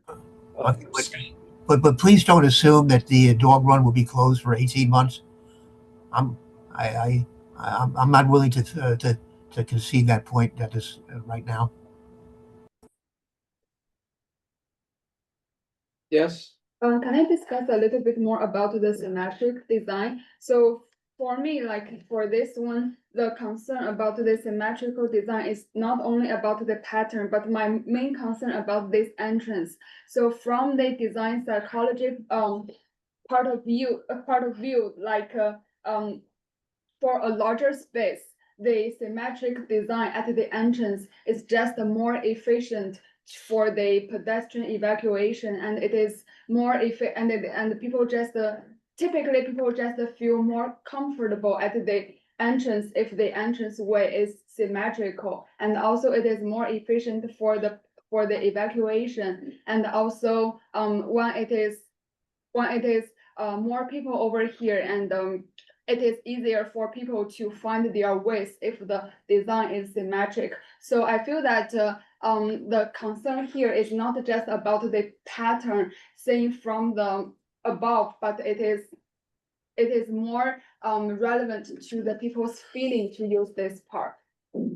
Well, I think we're like the primary users of the Stuyvesant Dog Park East, and I think anyone would say so, and I think the entrance can be moved if that is something that concerns you, right? Like for this entrance, you see here, it is kind of at the cross of the of this road, and then That's it is exactly just how not. it is now, and No, it is not the. Yeah, no, that's how it is now, except it has two paths that go, or, you know. Yeah, but that is symmetric. It But is now it symmetric. is, but Yeah. now this one is not symmetrical. You have a way here and you It's have a actually way probably here. make and, you go to it quicker, because you don't have two options, you just have one. Yeah, and the other. I don't think that one is that the actual parks? Yes. Your design, Oh. and then this is, I Okay. just want to design this part about your design, and I personally like what we have today from the parks. Well, it can also be moved to the other side, like the entrance can be moved, right, if that is like the main concern that you have, like to the, like the northeast. In fact, I have a problem with those entrances because of the 3-foot buffer and the double gates that are needed. I actually don't think there's room unless, right now we have you go through a gate, you walk through, you go through another gate, you're in the park. And it's like a good 10, it's mean, actually, it's- I think the 19 very feet. deep, yeah. It's the buffer garden, so it's 19 feet. At this point, you're looking at 3-foot buffer gardens, so you'd have to do like what they have at the Union Square. You walk in one side and you go Yeah, the top crooked gets to the first, other like that side, too. or you move it to one of these locations here or here, preferably on the east side, because that has not Second Avenue there and it's a lot less busy over there. And so if a dog does escape, they don't escape to Second Avenue, so I would definitely suggest the east side if you did. But I think that this is Diane actually brought this up, and it's a great option for a gate, because you'd have more room. Thank you. So Gloria Giordano, that's again, does the Landmark Preservation Commission have to approve these changes? Yes. The answer is yes, they do. Sarah Dickinson says, please take security in the park seriously. The advent of a bathroom will exacerbate an already dangerous problem. So, a comment. Gloria Giordano asks if there's a breakdown or an approximation for how much money will be spent on bathrooms and how much will be spent on the dog. The parks could give some sort of a rough possible estimate. On budget. Yeah, I guess how much with the budget, how much is going towards parks, how much is going towards the dog run? I mean, realistically, it was just, right, I mean, realistically, it was all just for the bathroom. And I think then parks, they were flexible. and they started to look at concerns that people have with the dog run, which are legitimate. Okay, so Marty said asked about the You bid have to wait first. for the bid. The bid, Did the you bid think- comes in, see what, how the low bid, allocates it. Well, I mean, I think it's fair to say that that it's going to take more money to reconstruct the building than to do the work in the dog run. You know, I couldn't give you a specific breakdown at this point, but clearly it's going to be more expensive to deal with this building, which has been vacant for I don't know, at least 25, if not 25 years, if not longer. Longer. 20 years ago, we were talking about putting a restaurant in there. Yes, a cafe. Yes. Okay, how long are the bathrooms open? I would imagine the time that the park is open. Yeah. Well, Right. it might not be precisely the same, but that's our goal. Yeah, they would be open every day from I don't know, 7, 8 in the morning until 5, 6 o'clock in the evening. Sometimes maybe later. Okay, I just one thing, because that was from Robert Sorit, and kind of had slightly cut him off after he had spoken for more than 3 minutes. I just want to say Robert is a really nice guy. He's fantastic. He works in all the parks in the district. He goes to, I believe it was Pennsylvania, and purchased flowers for Stuyvesant Square Park. So Robert, I'm sorry. Just wanted to note that. Okay, let's see. So we've heard everything, and we've had good community input, and so I think putting this before the committee, and then with the presentation from Parks, is this something that we would support? I would. Yeah, that seems fine to me. But, okay, so I support it. Well, the resolution as it stands, I have some issues with because there's a couple lines in Latin. A couple, there's the resolved are Greek. They're not actually There's resolved. Greek resolve. Yeah. Yeah. And some of the whereas. So we probably need some resolve in English or in real language. Yeah, but generally, the idea behind it, I think. So we would, okay, so we've seen the resolution. We do support, so, well, we can have a vote on the resolution. I know, Sandro, you said, one thing when looking at it. Is there something you think that we should add? So, like, Well, there is no resolved. no, I mean. So yes, I think we should add some resolve that actually make a statement of some sort. But in addition, I mean, I think that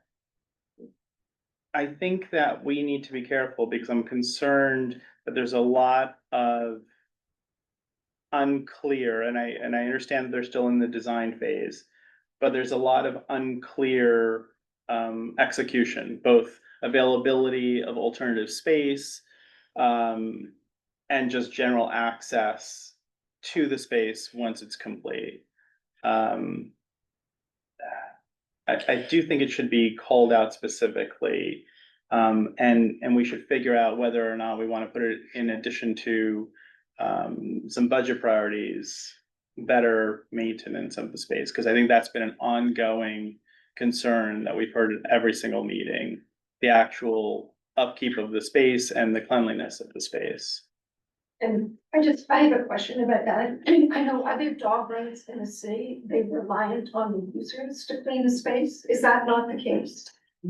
So that's a very good question. We actually had a question about Bellevue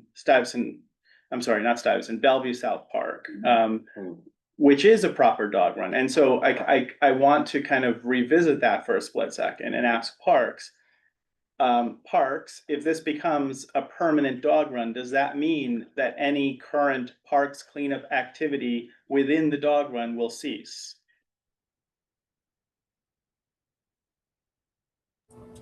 Well, Sheena, do we do much cleanup within the dog run? we are not allowed to go into any city park department dog run, only for repairs of anything that needs to be repaired. We do not do any maintenance at any dog run. Dog runs, before they are fabricated, they have dog run volunteers that come, and usually generally the people that utilize the dog run form a dog run committee or alliance to come out and clean. Park staff are not allowed to do that. What we are allowed to do is take the garbage. So once you put the garbage outside of the gate, then our maintenance staff will take the garbage away and haul it to our garbage truck. But park staff are not allowed in dog runs. So I just want to be clear. So what I'm hearing is that conversion of temporary to permanent dog run will not lessen the services provided. Correct. Yes, that's correct. It will not lessen now. Okay, It's how it is now. So Jeff Payton says the Stuyvesant Park Dog Run. There's a group. I've claimed. I'm not asking if there's a group. I just want to make sure there's not less service being Right, provided. parks, by yeah, the change in designation. Yeah. I was answering Jeff. I was agreeing with Jeff.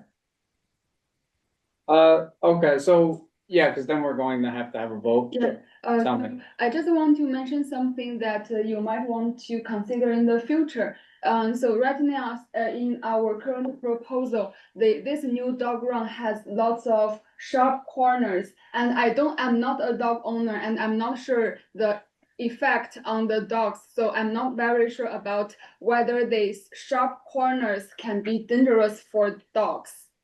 And you might want to take some measures to make it a little bit rounded, or you want to have more rounded corners. And I feel that it might be safer and better for dogs. I second that.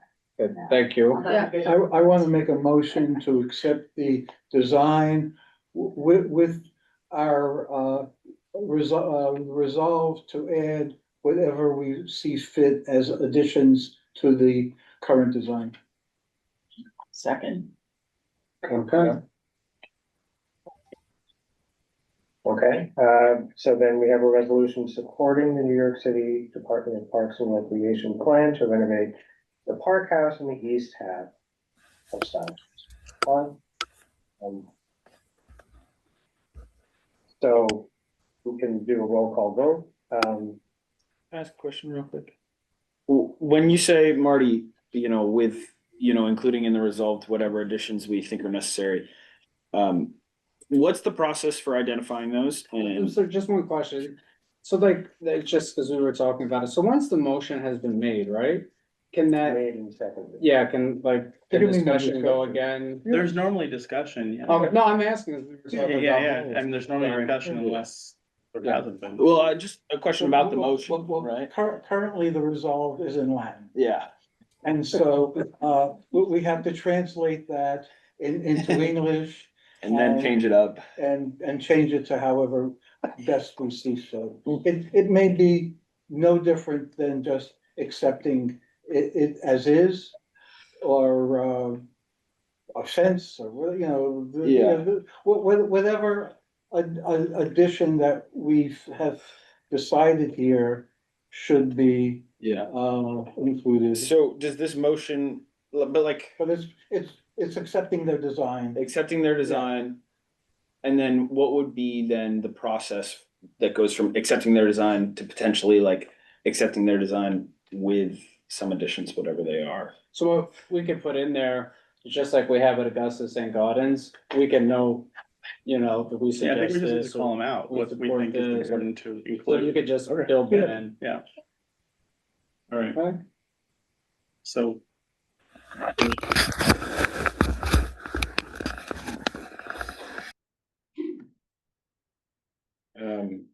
So would that be the next step then? We call out some additions that we think are important to this, or? I mean, I guess we can put it in there as in like what the. Well, I would like to know what I'm voting on. So if you have any ideas, now would be an excellent time to express them in my. I mean, no, I'm fine to vote on it as is, but you know, I don't wanna vote on a motion that says, you know, vote on it as is with some additions unless we clarify what those additions are.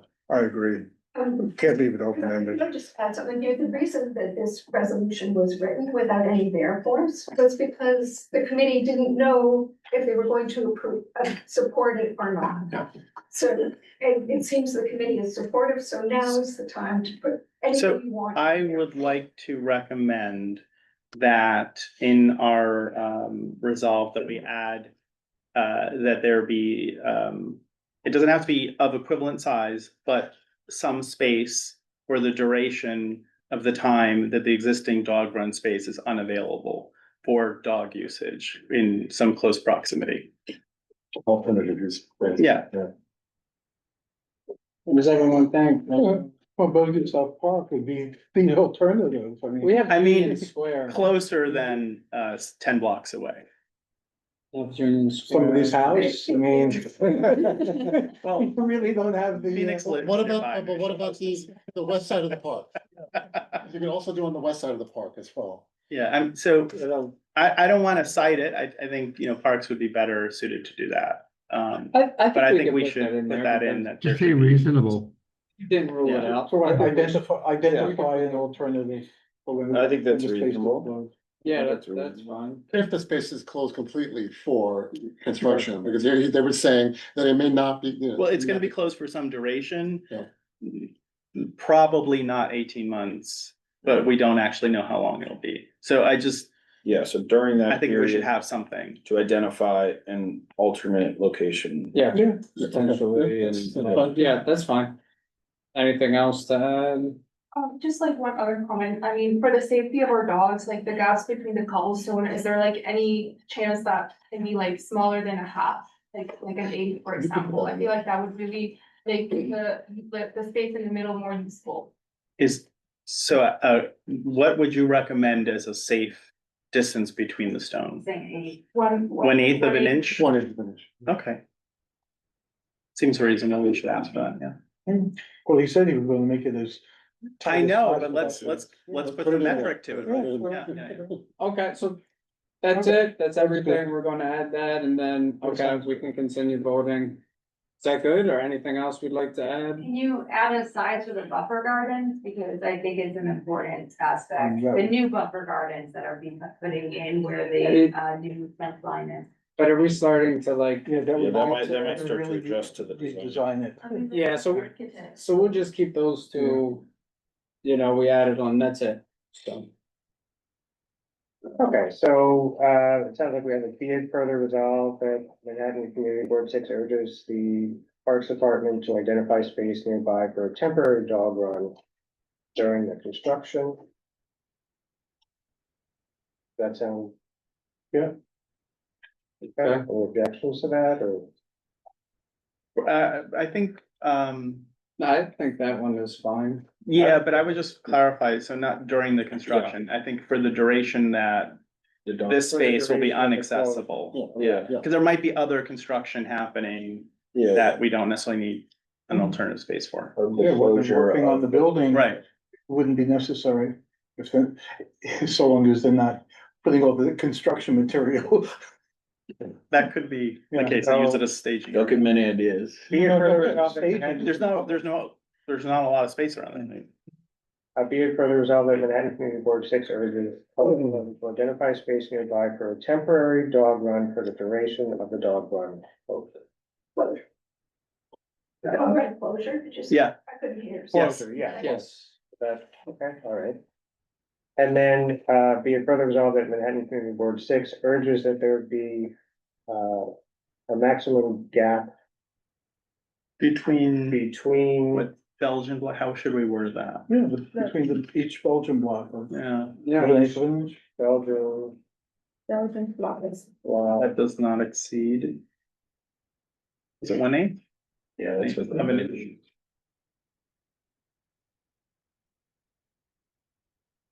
That the gap between each Belgian block be no more than 1/8 of an inch.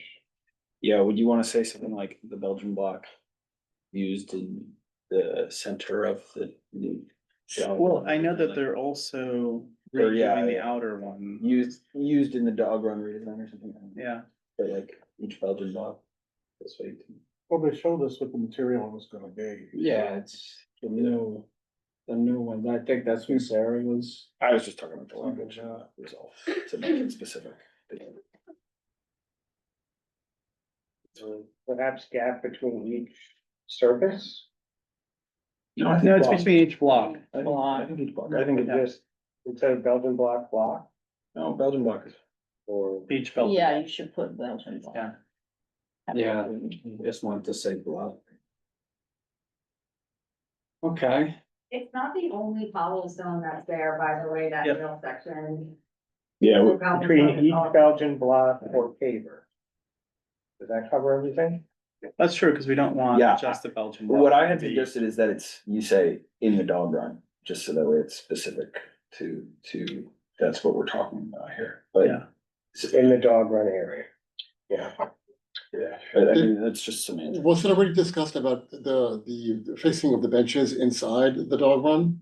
Because I know that during the last meeting, they had talked about some of the benches were broken.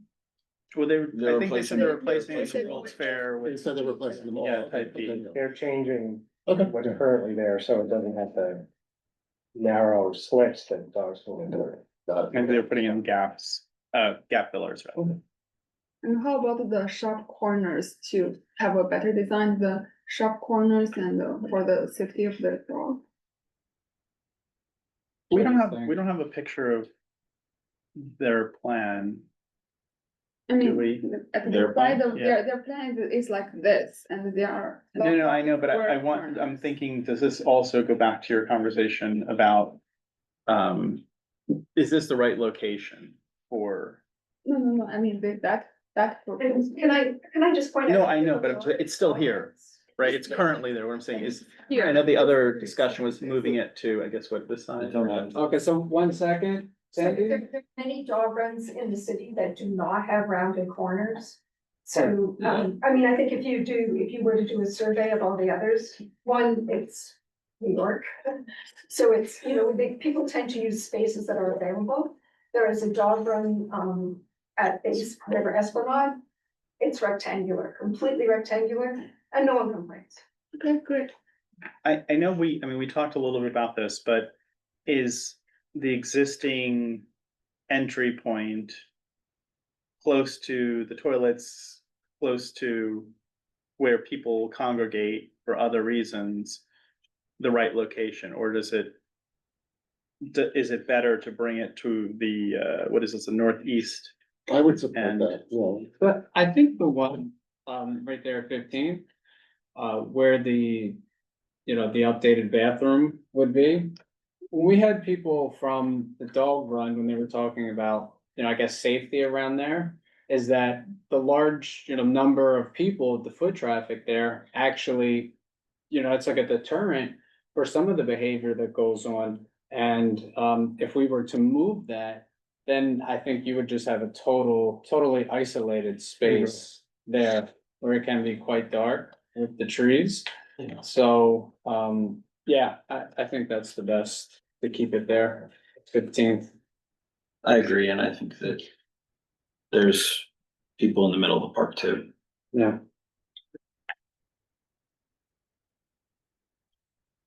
So you're saying Park keep it has in the middle of the rules. park because it'll. No, I think bring more the drug people. is what they were. No, we would just keep it like where 15th, so 15th and 1st, so right where the bathroom would be, so here, we'll just keep it there.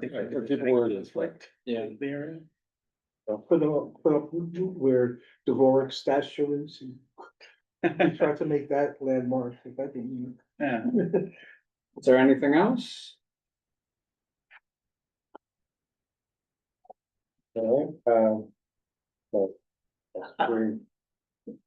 I think that we should add one additional line to the effect of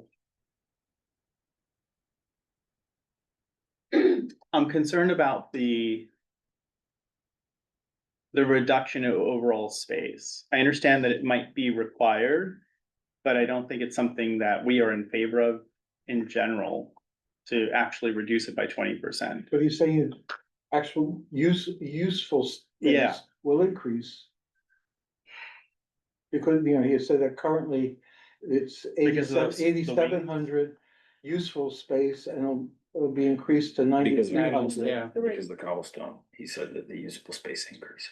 I think it will be. an Overall? experiment Is that the on whether- overall? Yeah, he said that it goes from. Not from the reduction. That currently, if you subtract the cobblestone, there's like 100 usable square feet. And that the new project will have 9,300 or something. Okay. That's fine. With the redoing of the cobblestone. Of course, there's an argument that if you redo the cobblestone and keep it the same, Yep. then you'd have more. Yep. But the project supposedly increases the usable space by 7%, he said. I guess I would just like to point out that no other park in New York City has cobblestone. It will be a live experiment on whether or not the cobblestone will actually be usable by our dogs. Okay, thank you. So I think that's it. For all committee members, when I call the roll, please respond in favor, opposed, abstain, and not entitled. Neil Barkle. In favor. Thank you. Marty Barrett. In favor. Thank you. Daniel Bernstein. In favor. Thank you. Robert Bartlett. In favor. Thank you. Robert Iqbal, not here. Paige Judge is not here. Anton Mulder. Favor. Thank you. Rachel Patalis. In favor. Thank you. Sandro Sherrod. In favor. Thank you. Rubin Sadiq. In favor. Thank you. Letty Simon. In favor. Thank you. Mark Thompson. In favor. Thank you. Sarah Whittington. In favor. Thank you. Julia Zach. In favor. Thank you. With 12 votes in favor, 0 opposed, 0 abstaining, 0 entitled, the motion passed. No, there we go. Thank you. Okay, Sheena's up. Parks report. Sorry, Sheena. You're muted. Can I just thank the committee for thoroughly reviewing our proposal and for agreeing to support it. I deeply appreciate you taking the time and giving it the consideration that you did. We'll do our best to try to making in that resolution. Thank you very much. Thank you, Steve. Thank you. Thank you. Alyssa Good as night. well. Thank you. Thanks, Steve. Thanks. Okay, Sheena. Hello, everybody. Hello, I hope everybody is taking it easy through this winter storm we are having. So I'm glad we made some headway on the bathroom with Stuyvesant. That's a great plus for us. And the dog run. So that's a great thing for everybody. Currently, we're weathering the storm. We're trying to, clear pathways and crosswalks and fire hydrants and bus stops. So our workers will be working with our sanitation department, DSNY, throughout the week. Thursday is our day that we're going to be working. And we will be doing very little work in the park. We will be helping out, helping our city partners, clear bus stops and fire hydrants and crosswalks. As everybody is aware that this was a very, very, very strong, storm. We got over a foot of snow and then it iced up. So, the city needs our help. So the Parks Department will be helping out throughout the 5 boroughs And our second day of working with them doing this will be on Thursday. And that's that's a huge thing because it's very, very, very cold outside. But we have did a lot of work inside our parks in this sector. We in addition, tomorrow we're gonna try to clear off some of the snow off the safety matting at our playgrounds, especially our jointly operated playgrounds, with the exception of Petersfield. We don't have the machinery to clear off the turf field. So we just have to let God, you know, help us melt it. We don't want to damage the turf field by Yeah, putting any sort of machine on it. So we just let it melt. But around it, the basketball court area, our staff will be clearing. And I just want to give everybody an understanding of how parks work because I know we get a lot of complaints about my park is not open, this is not open. This was a very heavy storm that we had for many years, right? And what we do in emergencies like this, our first um obligation is to clear the crosswalk and the sidewalks, right? It's not going inside the park and creating paths, right? It's first to get the sidewalk area clear for the pedestrians to walk, to be able to get down the street without having to walk in the street, as well as the crosswalks so that people that are wheelchair bound um and wheelie bound, they can get up and down and continue to walk about their day. Because this storm was so heavy, we also had to have help with the bus stops. We want to make sure that we keep the buses rolling because, as you know, in these frigid weathers, sometimes the train won't work because it's so cold. So having the buses operate in full function, it's needed, and the sanitation department needs our help, and we are obligated to work alongside them. So if you do get complaints about this is not done, that's not done, besides crosswalks, bus stops, and sidewalks, we here at Parks are working with our sanitation division along with other city agencies on trying to clear these areas out so that the people of the city can keep it moving throughout their day. So, we apologize for this, but we have no choice. This is something that we must do in order to make it safe for the patrons, walking out in the street to get to their doctor's appointments, to the grocery store, and to be able to get to and for fire emergencies and things like that. We have to open up these areas. Fire, we have to help out, right? So I know it's a little tiresome. And when we get back from them, we will go back and check out our parks and make sure our parks have clearance. But in the meantime, starting on Thursday, my staff will be working with sanitation to help them out so we can get the city back to rolling as fast as possible in this frigid weather. Okay, so everybody has that great understanding. Um, um, Tudor Grove Playground is still closed. I'm trying to the contractor for the building is hasn't made it safe enough for us to open up the playground. Soon as it does, I'll contact CB6 to let them know. But until then, we have to keep the playground closed because of the scaffolding that's in there now that's not properly secure, to my understanding.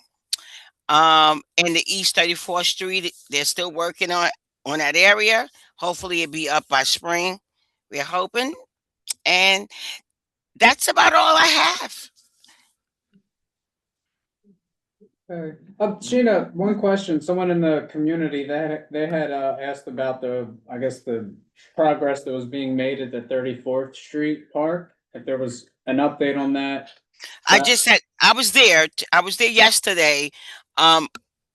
Actually, no work is actually being performed now. The weather is so bad, right? They just cleared out the snow from the area. So if you drive by it, you'll see piles and piles of snow there.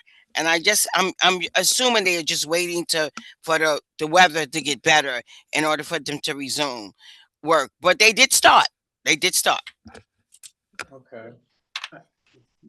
Sheena, so just to clarify, is there a safe way to actually remove the ice and the snow from turf, the artificial turf, excuse me?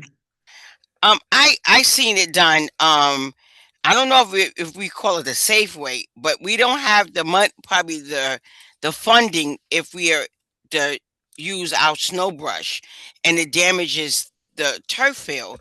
I seen it Yeah. done before, but Asphalt Green has a lot of much more funding than I do. And Yeah. and No, and I can't I have a snow brush, but I can't use my snow brush there, and if it damages, then I have a bigger problem. So I'd rather wait, let the sun take care of it and let it melt like that than to put a machine on it. It has been done though. I've seen it because I watch Asphalt Green do it, but they have the funding if they damage something to say, okay, we're going to replace it.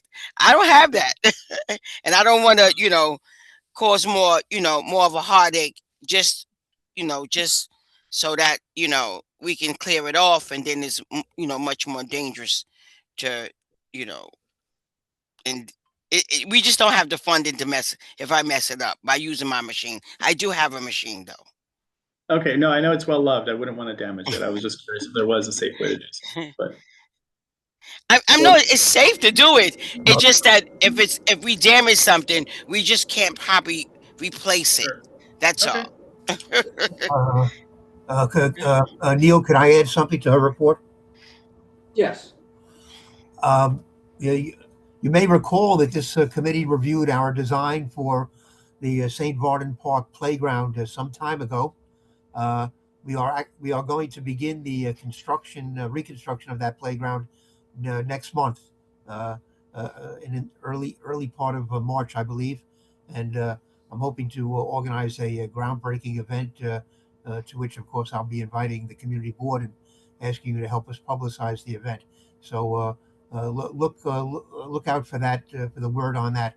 But St. Varden Park will undergo reconstruction, a 1-year-long project starting in March. Okay. thank you, Steve. Wasn't there supposed to be work done at the 56th Street side of Sutton Park? I'm sorry. No, I didn't hear that. Which side of Sutton? 56. Side of Sutton Park. 56? Yeah. No, we have something in the pipeline for 55th Street. And we're going to begin the design work on that project, I believe, this summer. I don't know, is Letty, what did I already promise you? Tomorrow. No, I did not. What did I? You said probably by April, May, June. No, we get started. No, on design. No, I didn't I tell you the summer? I'm just moving it up a little bit. But yes, yes, your memory is correct. Letty, wait till I get a hold of you. Okay. I mean, you've had an easy night, so I thought I would just. Thank you, Letty. Now by the way, we're looking forward to it. Thank you. Okay. All right. Very good. Can I ask about the East River Esplanade in our district? Go ahead. When's that construction started? The piece in your district is between 36th and 38th Streets. Is that correct? Right, yes, up to 41st, the New Wave Pier. No. Well, there's no work planned right now at New Wave Pier, but there is a project in the pipeline for between 36th and 38th Street. And Marty, I'm not going to refer to it by the name that I used to call it because you told me not to. So I'm being very careful tonight. I hope you appreciate that. give me a couple of seconds. I'll look it up and I'll come back to you. Thank you. Okay. While we're on talking about projects on the east side, in October, we had a proposal come to us about a park proposal on 34th Street next to the helicopter pad, where the ferry was, where there used to be a parking lot, and now there's supposed to be a park there. And I think if I remember when we had that presented to us, it was supposed to be ready in March. And it's something that I think about. I don't know if you have any updates on it. You might not have anything, and that might be okay. But I wonder. I just spoke about it. That was the area that they were talking about. Oh, my bad.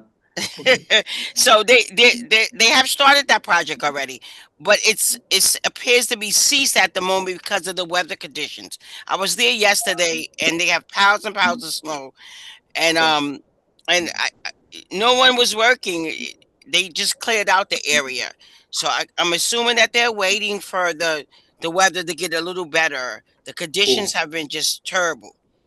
Thank you, Sheena, sir. But it should be, they said spring, so maybe the weather's pushing it a little bit towards summer. When they put the hole in the roof of the Midtown Tunnel, wasn't that the start of trying to design the connection from 38th Street to 54th Street along the river? The pilings, yeah.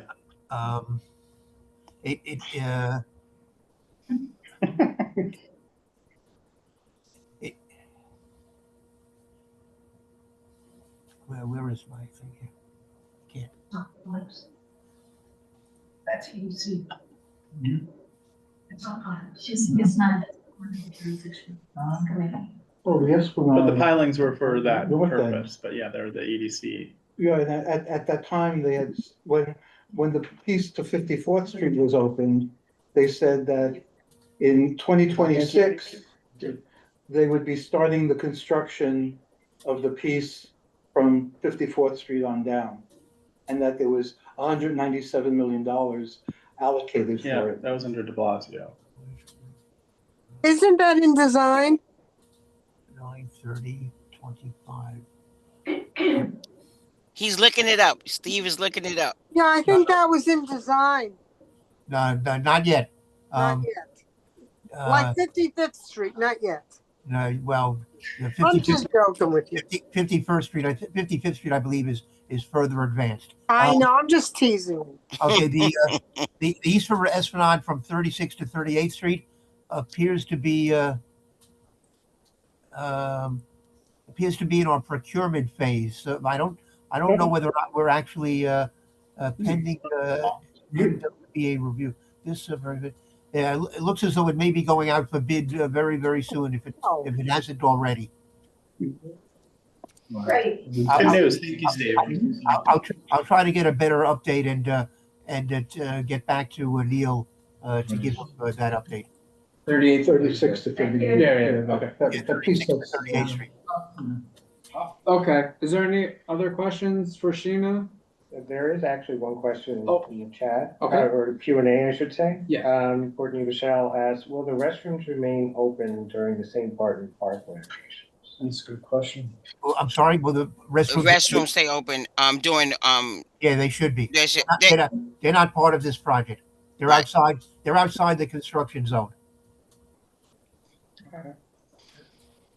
I think that's it.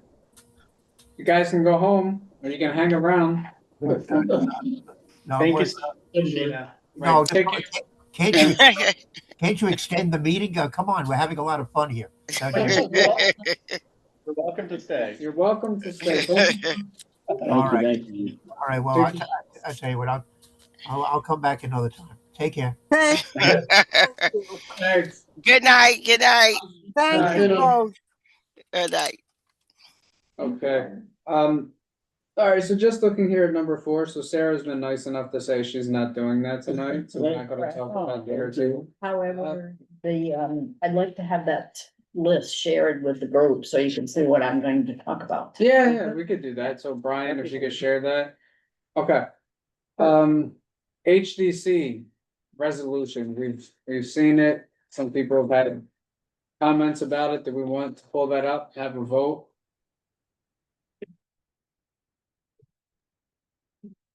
And it's not time sensitive. Yeah, they don't have anyone. Since you it's know, close to the 9 o'clock commissioner anyway, why don't we for the just LPC. get over to next month? All right, next month, we will punt it again. Betty has her hand. Yes. I just had a question about it. Maybe somebody can answer it. First of all, I see that HDC isn't here. My question is, have all of the property owners, since HDC is proposing this, are all of the property owners in agreement or have they been reached? We would have to notify them, because it's a CB6 resolution. And how are we getting involved to advocate for this? Do we do that, Marty? Or don't they That's- usually come that's- to us? That's how we've done it in the past. The office sends out letters to the different landlords, whatever, that we're taking it up, and then they have the opportunity to come to this committee or the full board and make their, generally, they have not come. But it seems like we should do that. Yeah, we should do it. Well, in December, when HDC came here and I asked the exact same questions, and HDC said that they had already got in touch with the ownership, and also an LPC is also responsible for doing that. So in this case, and all the owners should have already known that, But and they they didn't should know be in that agreement you're with taking that. it up there. Yes, but I mean, Yeah. they They might know know about that. the issue, but they don't know that we're talking about it. So if they wanted to input Right, us, if that Yeah. if they wanted to that's come here and talk to us and tell us. Yeah, so Yes. or So, no. yeah, let's pick that up next month because it sounds like maybe we have to discuss that. Or part too. HCC would have the list, so it would be easy enough to get it from them to send out. And my other question is, on the designations, one was designated both interior and exterior. And all of the others, it didn't say how they're being designated. Whether it's just exterior. Just exterior. Okay, does it have to specify that, Marty? You're The only interior that I put in the post resolution office. was the interior of the post office, Okay. which HDC wasn't pushing. yeah, but maybe we should just specify. Yeah, well, that's why I kept it in our resolution, 'cause that's beautiful. I mean, it's, Okay. You know, and there's very few interiors that we have Yeah, looked to landmark. okay, Like the- thank you. Like the interior of the restaurant on 33rd and Park, I think it was, which was the railroad station for Morgan. Is there chairs? No, so, okay, we'll pick that up next month. No chairs, old, new, Good. couple years ago, nothing. Nothing. What happened? A motion to Agreed. The meeting is over at 8:43. This meeting is adjourned at 8:43. Beautiful, thank you. Thank you. Good night, Bye-bye. everyone. Bye. Okay, yeah, so, Moving is nice enough. Oh, look at this. Yeah, yeah.